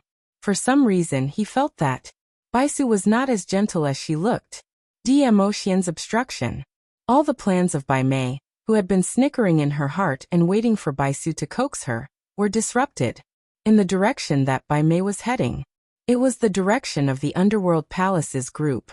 If she continued to walk forward, she would be delivering herself into the hands of the people from the Underworld Palace. If she retreated, didn't his performance in front of Baisu go to waste? Bai Mei's face was ferocious. She gritted her teeth and cursed Baisu in her heart. How dare you say that I'm not an admirer of His Majesty? Once His Majesty has spoken, even my sister has given up trying to persuade her. It was at this moment. The people from the underworld palace suddenly exchanged glances with one another. Then they leaped at the same time. Bai Mei was originally injured because of Yi Qing Luo. Suddenly, he was surrounded by a group of stinky old men. His hands, which hadn't been washed for a long time, were clasping her limbs. Bai Mei let out a shriek. It was a scream. It immediately attracted the attention of Dmo Xian and Baisu. Baisu stared at Bai Mei for a long while. Bai Mei screamed and wailed, "Sister, sister, save me!" Only then did Baisu's gentle and beautiful eyes move slowly. Her spirit body quickly floated forward and said worriedly, "Mayor, don't be afraid. I'm here." The surrounding Yi Qing Luo. Yi Qing Luo expressed that she really couldn't understand this woman called Baisu. If Baisu was really as worried about Bai Mei as she appeared to be, she could totally take action.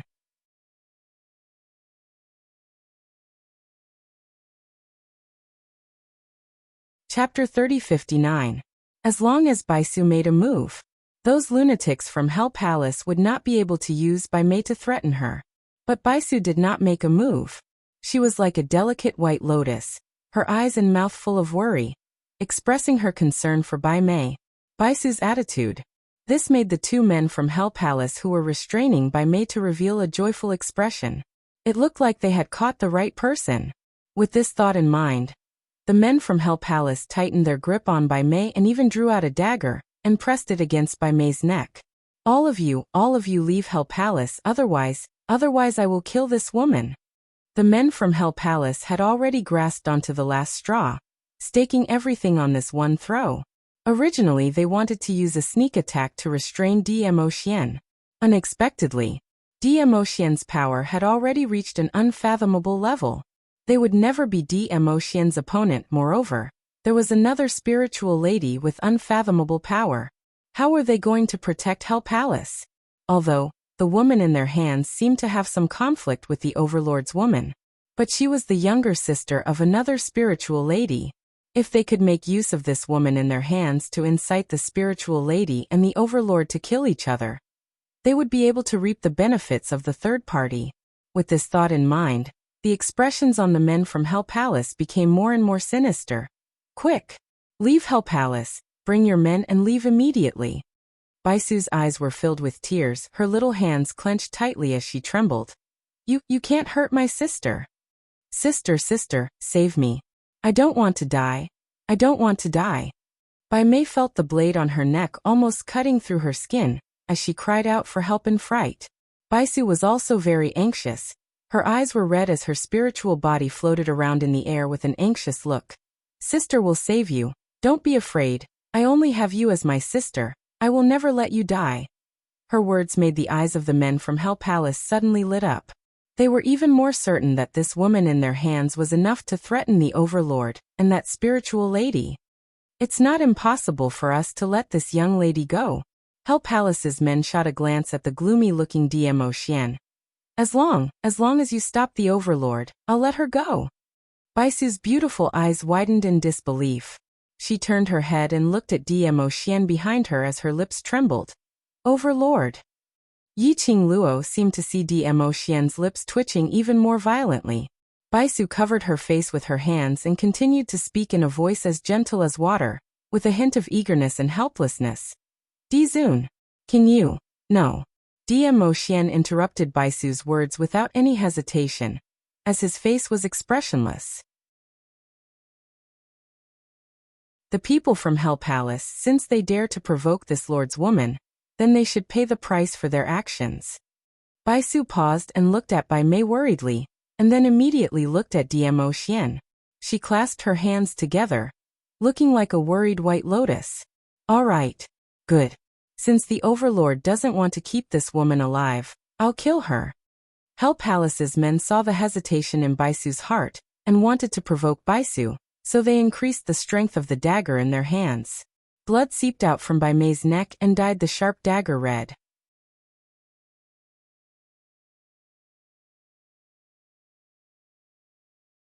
Chapter 3060. Baisu's slender body froze. She blinked her eyes and tears welled up in her eyes, but they did not fall. She choked with sobs. How can I bear to see you die? You are my only sister. Mayor, I will save you. I will not let you die. Baimei felt a stabbing pain in her neck, and the feeling of blood flowing out made her face feel itchy and painful. This tormented Baimei so much that she wanted to reach out and grab it. But she had just raised her hands. The people from the Hell Palace pressed her down hard. She was so itchy that her whole body was writhing. She was in so much pain that she drew in a cold breath. Baimei even felt that her face was about to break away from her face. This realization made Baimei widen her eyes. Her facial features twisted as she gnashed her teeth and cursed Baisu. She had given up everything in exchange for this face. She must not lose this face. This face belonged to her. Even if she had to die, it could only belong to her. Baimei's crazy and ferocious actions made the people from the Hell Palace unable to hold her down. The people from the Hell Palace had already suffered today's encounter. In a short while, the 3 leaders of the Hell Palace had been tortured into a ball of flesh and blood. And they had been arrogantly bullied by Dmo Xian in their territory. They had been suppressing their anger for a long time. Now Baimei was still trying to break away from their control. The people from the Hell Palace had a vicious look in their eyes. They directly waved the dagger in their hands and pinned Baimei's hands on the rock wall. Ah! Baimei screamed. The dagger pierced through her wrists and went straight into the rock wall. The sharp pain almost made her faint. The loss of blood made the skin on her face itch and hurt. She felt like her face was being torn apart, and the skin that she wanted to get rid of surged even more. Meh! Baisu exclaimed. Her gentle voice was trembling. The Dmo Xian wants to settle the score with you. What's the use of venting your anger on my sister? Or do you think that by torturing my sister, you are helping the Dmo Xian's woman solve unnecessary trouble? Are you trying to plead with the Dmo Xian's woman? No, let me tell you, this is absolutely impossible. The people from the Hell Palace. This idea seemed to be not bad. The Dmo Xian's woman was not on good terms with this woman. If they killed this woman for Dizun's woman, they could use this opportunity to plead with Dizun's woman. In the carriage, Yiqing Luo, who was receiving all the naked gazes. Why did she get dragged into this for no reason again? Did Baisu really want to save Baimei? Why did she feel that Baisu was purposely reminding the people from the Hell Palace? Yiqing Luo expressed. He had originally thought that this woman might be a love rival. Then he added the White Lotus attribute. She would have to fight for at least 300 rounds. But why she felt that this woman, who was a rival in love, was so likable? Madam. The reason why the Underworld Palace injured Madam is because we didn't know that those bastards from the Palace of Darkness had schemed against us. Now, Lord Hell has been crippled, and Lung Yan has also become a cripple. Madam, please be magnanimous and spare Hell Palace this time. Hell Palace is willing to owe Madam a favor. Hell Palace's people were indeed very tactful, as they immediately started to plead for leniency towards Yiqing Luo.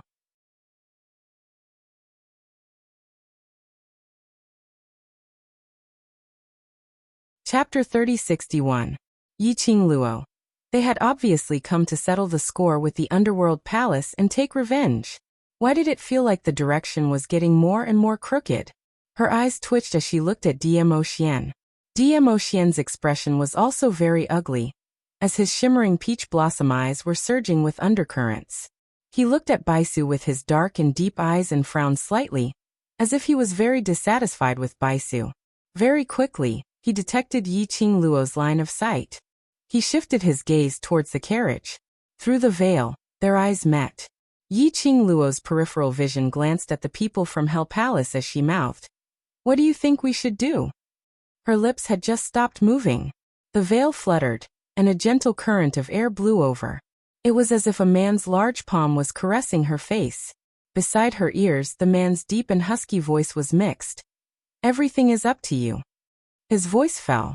The gentle airflow dissipated in the air.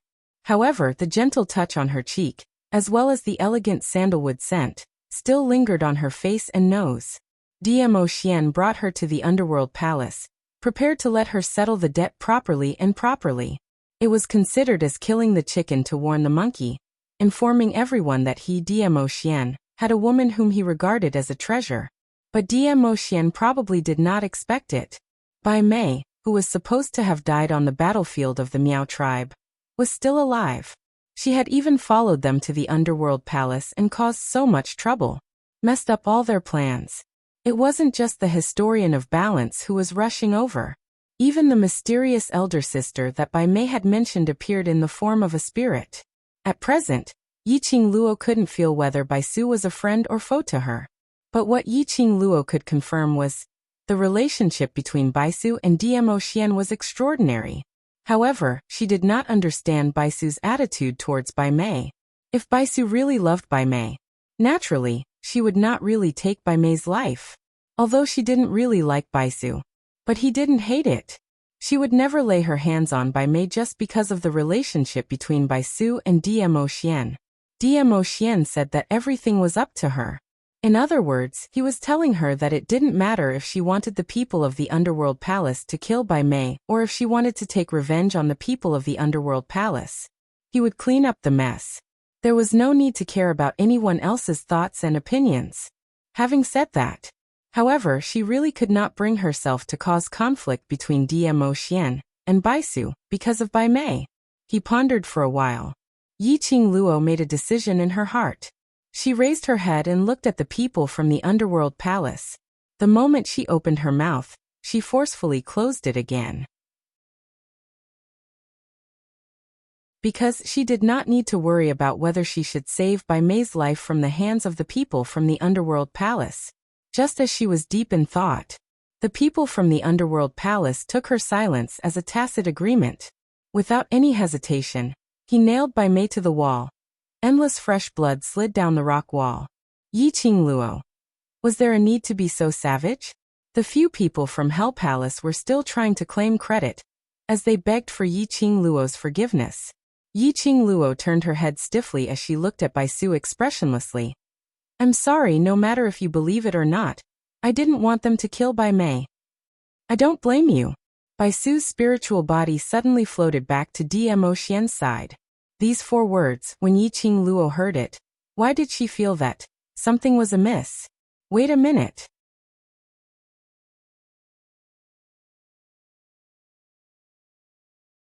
Chapter 3062. Bai Su's spiritual body floated out of the carriage. There was a barrier between them. At this distance, Bai Su could see the girl's stunned expression behind the gauze curtain. Bai Su raised her eyebrows and smiled. Don't look at me like that. I will think that you have a crush on me. Saying that, she shifted her gaze towards Dmo Xian. If Dmo Xian knows that I have seduced his beloved woman, he will kill me. Yiqing Luo. Why did the scene suddenly change?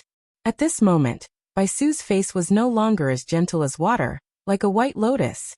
Obviously it was the same face, the same style. But her temperament had undergone an earth-shaking change. At this moment, the spiritual body standing in front of Yiqing Luo, that originally elegant and refined face exuded an extremely flamboyant sense of beauty. It had a charm that made people unable to look away. In addition, Bai Su's flamboyant and domineering eyes were full of aura.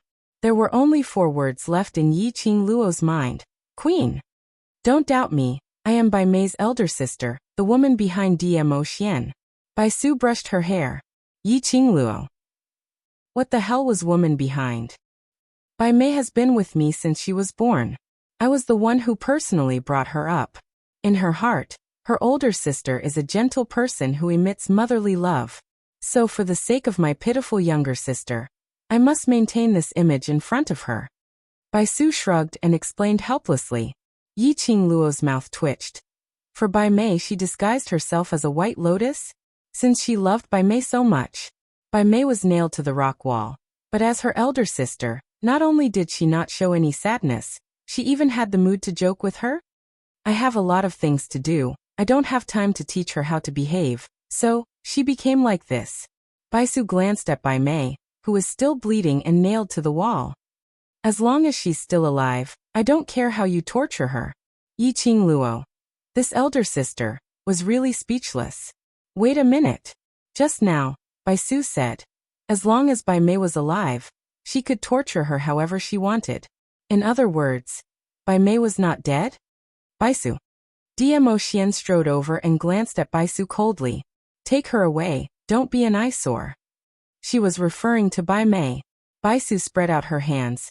Her gorgeous face and imposing manner were not inferior to Diemo Xian at all. Diemo Xian boy, did you think that I came all the way here and took the risk to send my spiritual body to the earth realm just to save my poor sister? Diemo Xian glanced sideways and looked at her with a smile that didn't look like a smile. It seemed to be asking, otherwise. Baisu snorted and rolled her eyes. She doesn't have enough power to make me come all the way to the earthly realm to save her. His tone was filled with disdain. Yi Qingluo really didn't feel that. Baisu liked her sister. Diemo Xian was expressionless as he lightly said, speak. In front of your little beauty, you're even more docile than little Nine. Why is it that when you see me, you're so cold and heartless? Baisu touched her face with her fingers and said, don't tell me. I'm not as beautiful as your little beauty.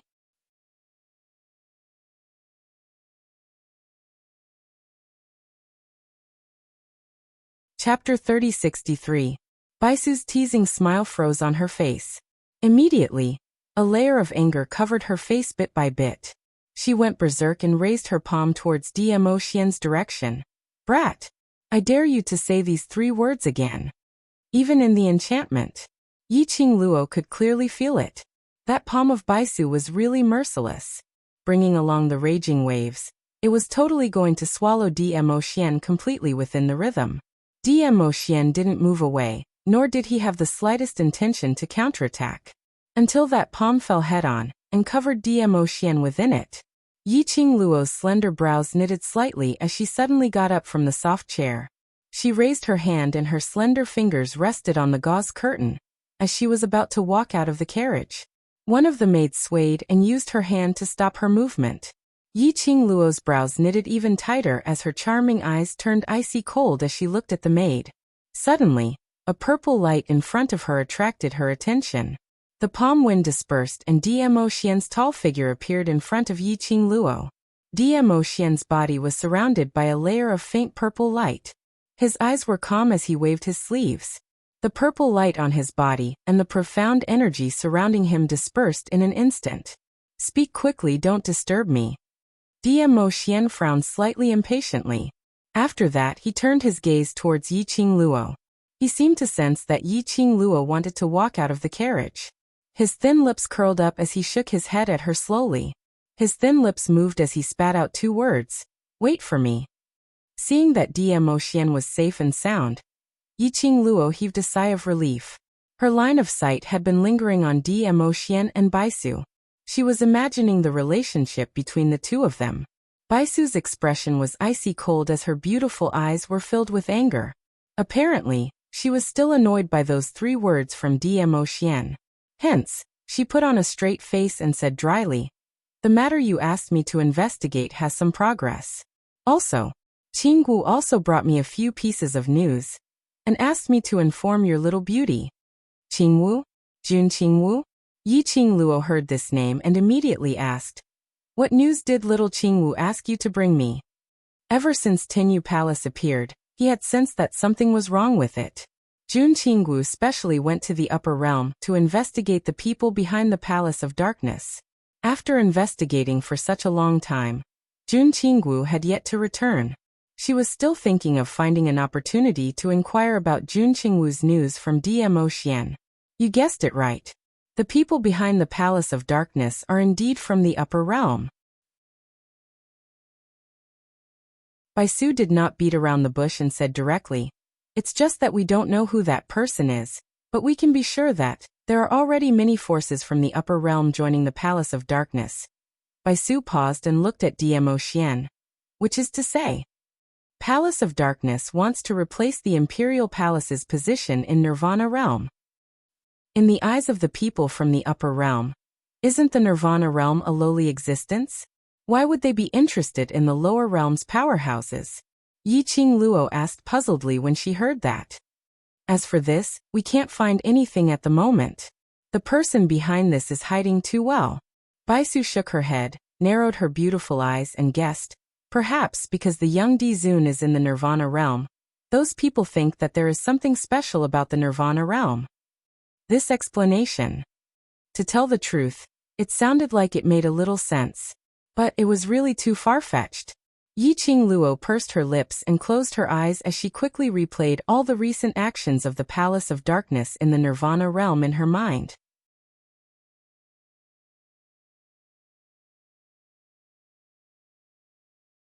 Chapter 3064. I remember the dark forces wanted to invade the West Continent. It was to use the West Continent as a base for their own development. Yiqing Luo looked at Dmo Xian. Palace of Darkness. I'm afraid it's also the same idea. Palace of Darkness wants to invade Nirvana realm? Baisu understood the deeper meaning behind her words and asked in surprise. To put it bluntly, even if the 4 continents joined forces, they are not a match for a city in the Earth realm. The person behind the scenes of Palace of Darkness is an extremely powerful person in the upper realm. Why would they take the risk of disrupting the balance of the lower realm and be targeted by the main god to invade Nirvana realm? Baisu analyzed and shook her head. I feel that your guess is wrong. If the people from the upper realm are really not interested in Nirvana realm, then they wouldn't keep appearing in the lower realm. Yiqing Luo squinted her eyes and said solemnly, according to Xiao Qingwu and Miss Bai's investigation, it can be confirmed that the person behind the scenes of Palace of Darkness is an influential person in the upper realm. If it's really like what you think, the people from the upper realm look down on the lower realm. Why would the person behind the scenes spend so much effort to control the development of Palace of Darkness? Baisu was stunned. Yiqing Luo said, what's more obvious is the dark forces. I've crossed hands with the dark forces, and I'm very clear of their character. Their dark forces were once a small force outside of the 4 realms and had their own kingdom. But now, they willingly joined the Palace of Darkness and became a subsidiary force of the Palace of Darkness, obeying the orders and arrangements of the Palace of Darkness. Among them, either the people from Palace of Darkness promised the dark forces something which was more tempting than having their own kingdom, or the dark forces and Palace of Darkness have the same goal. This point, right from the start, Yiqing Luo had this feeling. With the same goal and the same enemy, joining forces was the best solution. Yiqing Luo said, Palace of Darkness's ambition is huge and not what we see now. Moreover, I feel that there's another reason why Palace of Darkness started from Nirvana realm and slowly developed their own forces. But I'm still unable to verify it. Baisu's gaze swept past Yiqing Luo's wrist. What you mean is, Nirvana realm has something that Palace of Darkness wants. Invading the Nirvana realm and developing your forces is just a superficial reason? Yiqing Luo. She instinctively pulled back the hand that was wearing the Azure Dew bracelet. Why did he feel that Baisu seemed to be hinting at something? Somehow, he felt like he was emphasizing. There was something on her that the person behind the scenes of the Palace of Darkness wanted. Could it be that Baisu recognized the Azure Dew bracelet? Now that you've delivered the message, get lost. Dmo Xian's cold voice interrupted Baisu's question. Baisu rolled her eyes and said, I came all the way here. Even my poor sister is dying because of you. Do you want to dismiss me like this? Dmo Xian squinted at Baisu with his emotionless eyes. Baisu's smile was unparalleled. She was completely unafraid of Dmo Xian's cold face. Yiqing Luo, who was in the carriage, was speechless when she heard Baisu's flippant tone. What she could be sure of now was, the relationship between Baisu and Dmo Xian was definitely very close. Their relationship was even closer than that of the Imperial Palace's granny.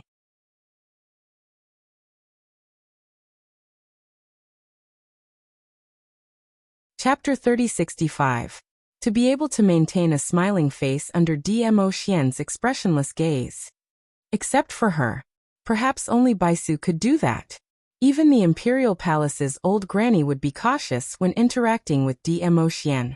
It could be seen that the relationship between Baisu and Dmo Xian was better than she had imagined. What else do you want? Dmo Xian frowned slightly. The balance historian will be here soon. Baisu raised her brows disapprovingly. So be it. What else can they do to me? After that, she looked into Demo Xian's icy cold peach blossom eyes, and the smile on her face deepened. Demo Xian brat, you are in such a hurry to drive me away. It can be seen that you are very clear about what I want to do. Demo Xian's brows furrowed even tighter. His peach blossom eyes were also suffused with a deep cold light. Baisu covered her mouth and giggled. Don't worry, we have cooperated for so many years. How can I tear down your stage at this time after all? We are on the same boat.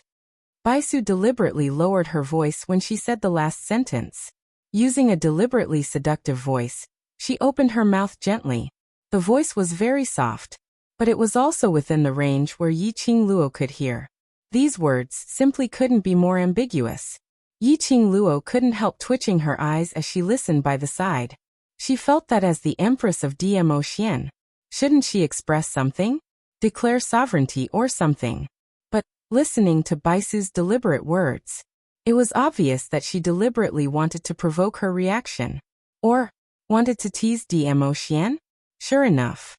Just when Yiqing Luo's mind was filled with all kinds of thoughts, Demo Xian's expression suddenly darkened and turned ugly by several degrees. That pair of deep and cold peach blossom eyes was also covered with a layer of coldness. Do you want me to send you back personally? His voice was icy cold. Baisu's teasing smile froze at the corner of her mouth, and her lips twitched. Sure enough, having a wife is different. Now you can't even make a joke. Are you so afraid that your little beauty will be jealous? While saying that, she threw a coquettish look at Yiqing Luo's direction.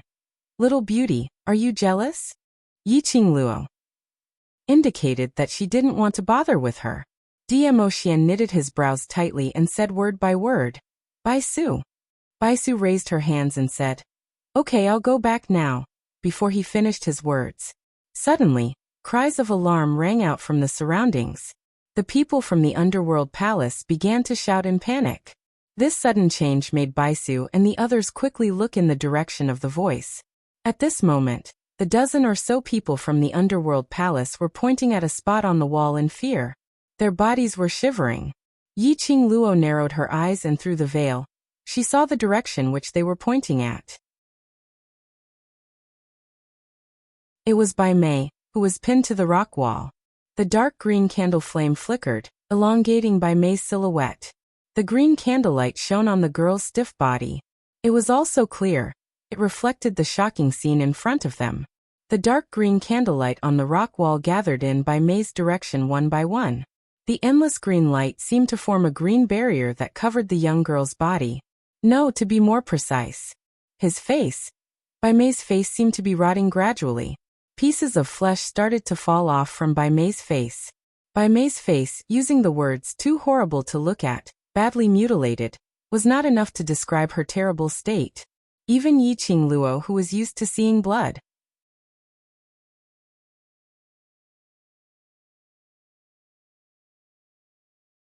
Chapter 3066. But it was merely the numbing of her scalp.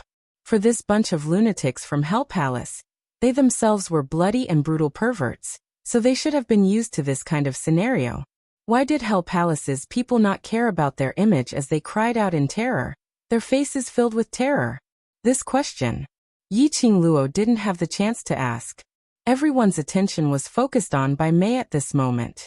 In just the time it took for half an incense stick to burn, Bai Mei's badly mutilated face slowly peeled off from her face under the dim green candlelight. At the instance when the skin on her face peeled off, that bloody face was swiftly shrouded by the dim green candlelight. In a split second, the entire Hell Palace was engulfed by a gust of chilly air.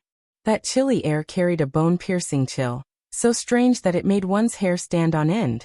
Hell Palace's people retreated backwards in fear as they tried to escape. But they had just taken a step. A gust of dim green air wave blocked their way. When this air wave appeared, Hell Palace's people's faces turned deathly pale.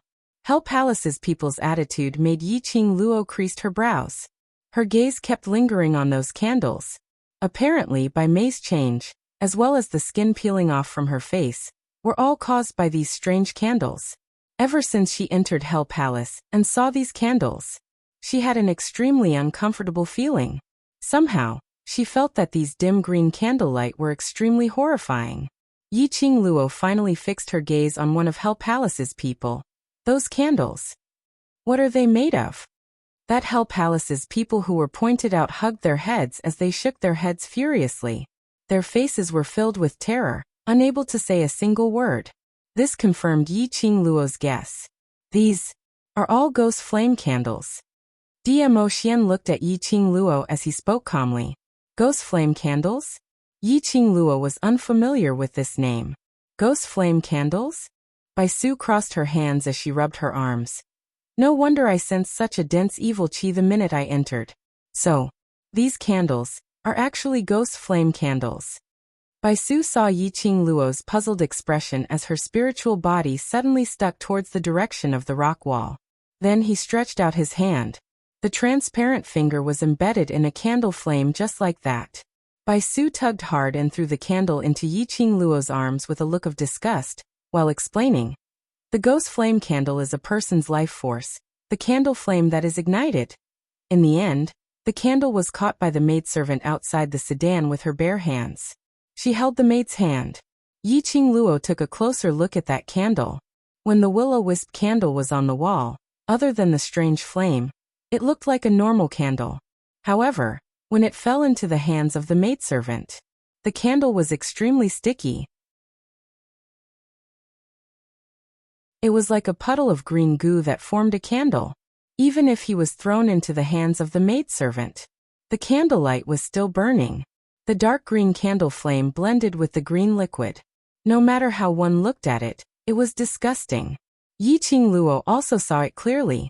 The place where the candlelight was burning was in the shape of a human bone, ghastly white.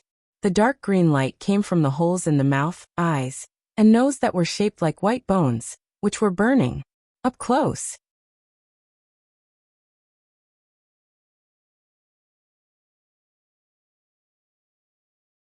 Chapter 3067. The one who created this kind of ghost fire candle didn't use corpses but living people. Bai Su's tone turned gloomy when she said this. Making use of living people's desires, using a special method to turn them into candles, then using a special method to extract their life essence, to form the candle flame. Bai Su's explanation was very simple, and left out a lot of details. However, anyone could hear the bloodiness and brutality in it. Turning living people into candles. Using human life essence to form candle flame. How sinister was this to be able to do it? Ever since they entered the Hell Palace, there were at least 200 to 300 ghost fire candles. And this was only half of the journey to the Hell Palace. Hell Palace's bunch of lunatics. Really cruel to the extreme. We didn't want to.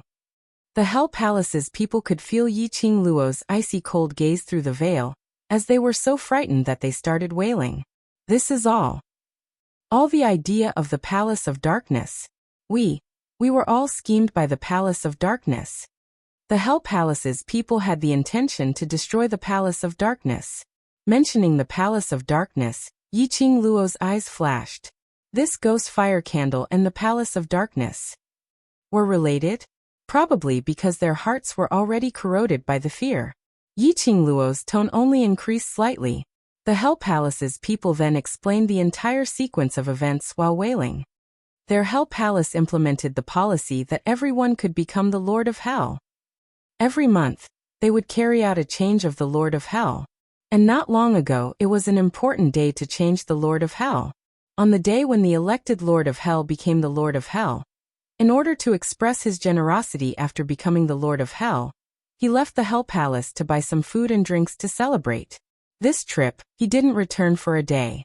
The Hell Palace's people found the Lord of Hell who was covered in blood, and on his last breath at the back mountain of the Hell Palace.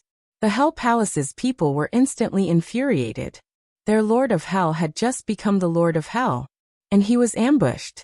If they were any later, the Lord of Hell would have died here. Wasn't this a blatant challenge to their Hell Palace's authority? But no matter how angry they were, the Hell Palace's people didn't manage to find out who was the one who injured the Lord of Hell. Lord Hell's injuries were simply too severe, and he was about to die. Suddenly, a person who claimed to be Yuhan came and said that she had a way to save Lord Hell. The people from the underworld palace were also desperate. Seeing that Yuhan was alone, young and weak, he agreed to it. Yuhan had used the ghost fire candle to save Lord Hell. Not only was he saved, but Lord Hell's strength had also increased greatly after he woke up the next day. Such a strange thing. How could the people of the underworld palace, who had always pursued strength and strength, let go of this opportunity? Thus, they formed a group to look for Yuhan. After obtaining the method to make the will-o-wisp candle from Yuhan, he followed Yuhan's instructions and placed the will-o-wisp candle on the walls of the underworld palace as a source of illumination. The people from the underworld palace had tasted the sweetness of victory. Towards the ghost flame candle, he became more and more enthusiastic. More and more the wisp candles were produced. Hearing Hell Palace's people's words, Yi Qing Luo's slender brows creased tightly. Yuhan? Yuan. Ghost hand Wu you again.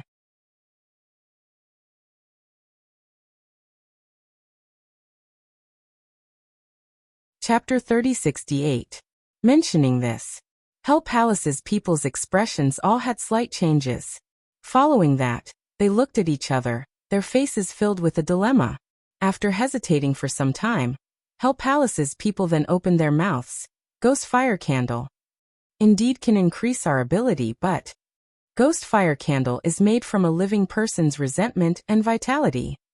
The resentment is extremely strong, and if we're not careful, there's a possibility of being swallowed by ghost fire candle, becoming its food. When Hell Palace's people reached this point, their voices were slightly trembling.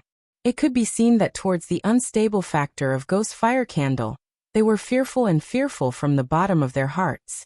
That Lord Hell from before. Had he been swallowed by ghost fire candle? Yi Qing Luo narrowed her eyes as she asked her next guess. The people from the underworld palace immediately turned their gazes toward the direction of the sedan. You. How did you know? Indeed, that Lord Hell who had been saved by Yuhan and whose ability had increased greatly, had already been swallowed by ghost fire candle. They had personally witnessed ghost fire candle swallowing the former Lord Hell bit by bit in the dark green candle flame. How I know isn't important. What's important is, when did you discover that ghost fire candle would swallow you? Yi Qing Luo continued to ask. Hell Palace's people's expressions congealed as they hesitated for a moment. Silence started to spread in Hell Palace. Yi Qing Luo didn't rush them, only calmly and indifferently, waiting for Hell Palace's people's reply. In the entire Hell Palace, there was only Bai Mei's painful moans from the candle flame tearing her face and the hissing sound of the candle flame burning. There were no other sounds. Under this oppressive atmosphere, one of Hell Palace's people suddenly threw down the weapon in his hand as he cried out sharply, "We've obviously been schemed against by the Palace of Darkness. That damned Palace of Darkness, they even dare to scheme against us." That man raised his head as his gaze was filled with madness. The former Lord Hell, he was swallowed by ghost fire candle 3 days ago. 3 days ago, he was swallowed by ghost fire candle. When he said the last sentence, that man seemed to be gritting his teeth as every single word came out from the slits of his teeth. His hands clenched tightly into fists. That person called Yuhan said she came from Palace of Darkness. Furthermore, he had come on behalf of the Palace Master of Gloomy Palace to help the Underworld Palace. In exchange, the Underworld Palace must unconditionally agree to do one thing for the Palace of Darkness. For Hell Palace, they had done all kinds of atrocious things. He had personally witnessed the power of the will-o-wisp candle on the former Lord of Hell. Naturally, they agreed without hesitation. Yuhan, who was sent by the Palace of Gloom, had saved Lord Hell of the Underworld Palace at that time. She had also given Underworld Palace the method to raise their strength.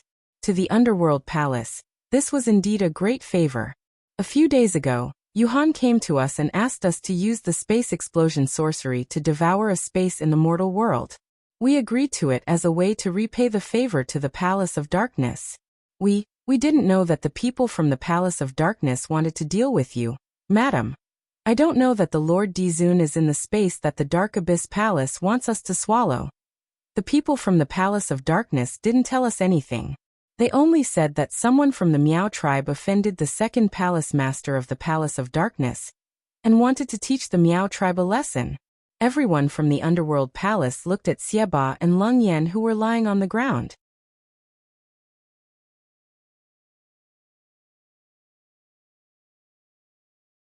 Chapter 3069. That bunch of grandsons from the Palace of Darkness.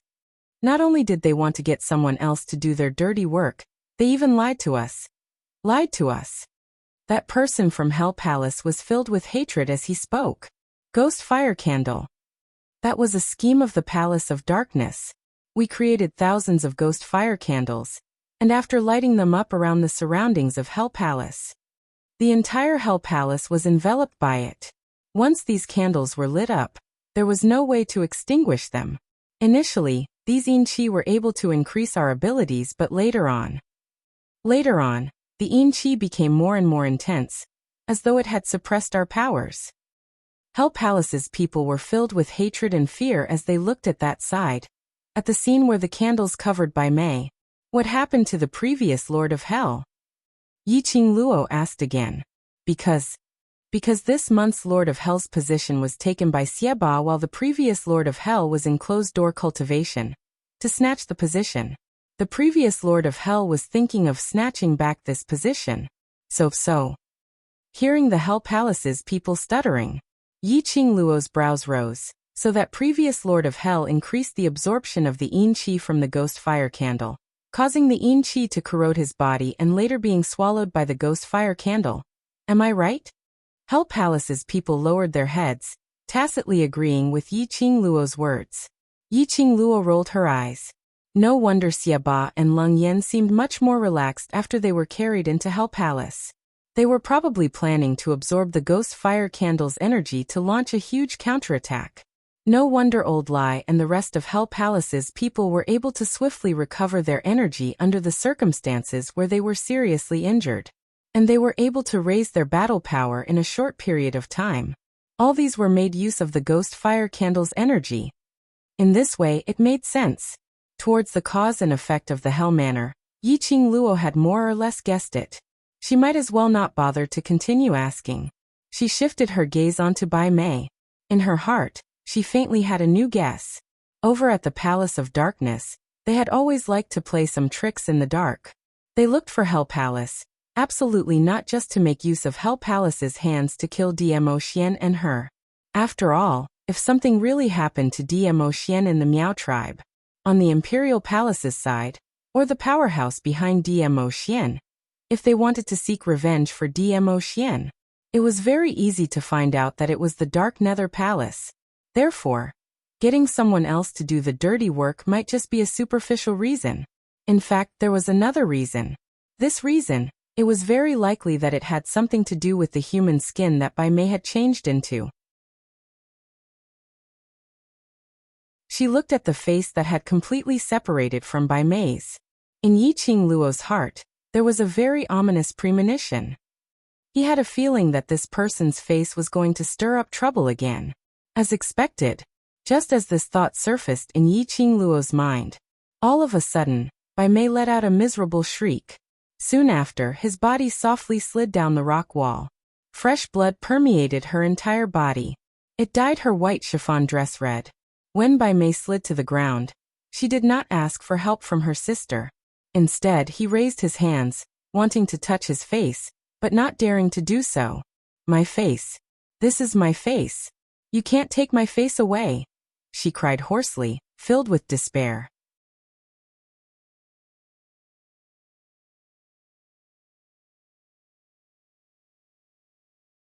Chapter 3070. To Bai Mei, losing that face was even more terrible than death. She would rather die. She wasn't willing to lose her face. Bai Mei screamed in pain as her hands finally pressed on her face. Not sure if it was because of the flesh and blood on her hands, or because of the pain. Bai Mei screamed as she seemed to have lost all her strength and fell to the ground. Everyone's attention was not on Bai Mei. Instead, they were staring at the human face which was shrouded in countless green candlelight. That human face was not stained with a drop of blood after it fell off Bai Mei's face. This is... Bai Su stared at the human face as she frowned. What a heavy yin qi. Oh, as expected. Dmo Xian's eyes were deep and bottomless. The words that came out of his mouth were extremely light, but in the ears, it was filled with a dignified and cold temperament which made one's heart skip a beat.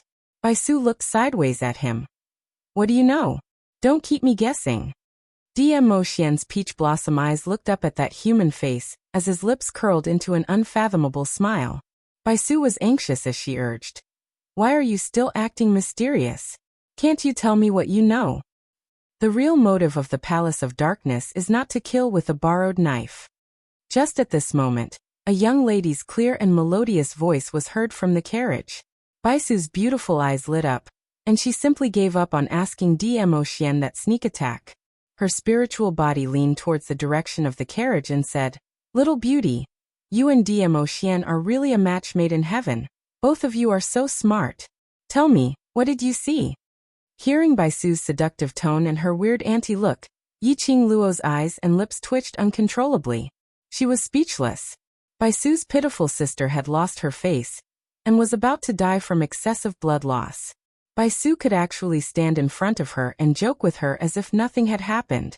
Was she so sure that Bai Mei would not die? But Bai Su didn't care about Bai Mei's life or death. Yiqing Luo naturally wouldn't care. Bai Mei, who had lost her face, and was about to become a cripple, could no longer stir up any waves. Moreover, after this incident, if Bai Su really wanted to spare Bai Mei's life, she would definitely make arrangements for Bai Mei. Yiqing Luo's gaze fell onto Bai Su, as she calmly opened her mouth to continue her words. Secluded Palace's motive is to borrow the hands of the Underworld Palace, to manufacture the ghost flame candle, to provide this human face with energy. What? Dark Secluded Palace. Dark Secluded Palace wants to make use of us to manufacture ghost flame candles. When Hell Palace's people heard Yiqing Luo's words, they were all shocked. Even though they had committed all sorts of atrocities, such as murder and skinning. However, to them, doing such sinister things on their own was a form of entertainment. But if all of this was someone else's scheme, someone who was deliberately using them, those people from Underworld Palace simply couldn't accept this. Towards the reactions of those people from Hell Palace, Yiqing Luo wasn't interested to bother about them. She narrowed her eyes and stared at the human face carefully. This human face should be able to absorb enough energy soon. Who is the target of this human face? Her frivolous smile contained a hint of mockery.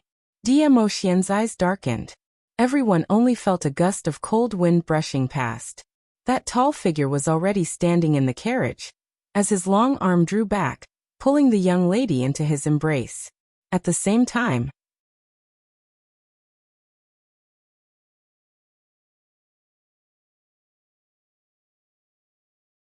Chapter 3071. The target is actually me? Bai Su cursed in a very ungraceful manner. Her spiritual body shook and quickly avoided the human face. However, it was obvious that the human face had set its eyes on Bai Su. With a swift turn, it caught up with her. The dense yin qi was sinister and strange. This yin qi is really scary. Bai Su curled her lips and said, How many people's resentment and yin qi did it absorb to gather such dense yin qi? If I'm contaminated by it, I'm afraid my spiritual body will be destroyed. Xian. Yiqing Luo saw Bai Su being chased around by that human face. The green candlelight dragged out a trail of traces. She tugged Dmo Xian's sleeve. I am very safe in the enchantment. You go and deal with that human face first. She won't die. Dmo Xian didn't even bat an eyelid. If I save her, you will be jealous. Yiqing Luo. She just felt that. Bai Su should have a good relationship with him. If something happened to Bai Su in front of him, it would be his responsibility. Moreover, did she look like someone who would be jealous? Do I look like someone who's being unreasonable? Like. Apparently, Bai Su, who was escaping, also heard this sentence. She made a turn and rushed to the carriage. Dmo Xian, boy, can't you have some virtue of respecting the old and cherishing the young? You want an old man like me to block the knife for your little beauty? Don't you feel embarrassed? Yes. Dmo Xian was decisive, his voice was cold. Baisu gritted her teeth. Dmo Xian continued coldly. Admit that you are an old woman? F***ck. Baisu was furious. Go and protect your little beauty. I'm not doing this anymore. Just as she finished her words, Baisu's spirit body suddenly shook and disappeared in the air. The face that glowed with a dark green light missed its target. It swayed a few times in the air. That human face turned its face towards the direction of the carriage. Yiqing Luo's face was thick as she stared straight at her. The visual impact was quite terrifying. Yiqing Luo frowned. The human face's target is indeed me. Attacking Baisu was just a cover. She wanted to use Baisu to lure Dmo Xian out. The human face took the opportunity to attack her. Obviously, this human face had its own thoughts. Or perhaps someone was secretly manipulating this human face? This thought made Yiqing Luo's expression congeal. She was just about to lift the veil of the carriage and sense the surroundings to see if there were any unfamiliar auras. Just as he moved, her waist was caught by the man's strong arm. Her back leaned against the man's broad chest. The elegant scent of sandalwood soothed her heart. Wait for me. Dmo Xian lowered his head and whispered into her ear. He caressed her hair gently with his large and thick palms. After that, he leaped out of the carriage and headed towards the human mask. Xian. Yiqing Luo frowned. The surroundings. She only managed to spit out 2 words. Yiqing Luo's voice paused. Her face was a little gloomy. She actually couldn't move. Yiqing Luo stared angrily at Dmo Xian's back. She was in the enchantment boundary. No one could plot against her. She couldn't move, it must be Dmo Xian's trick. Dmo Xian. Yiqing Luo shouted angrily. Why did you trap me? Dmo Xian's sleeves moved and purple light shone. The majestic and violent profound energy wrapped that human face. The dark green yin qi began to surge.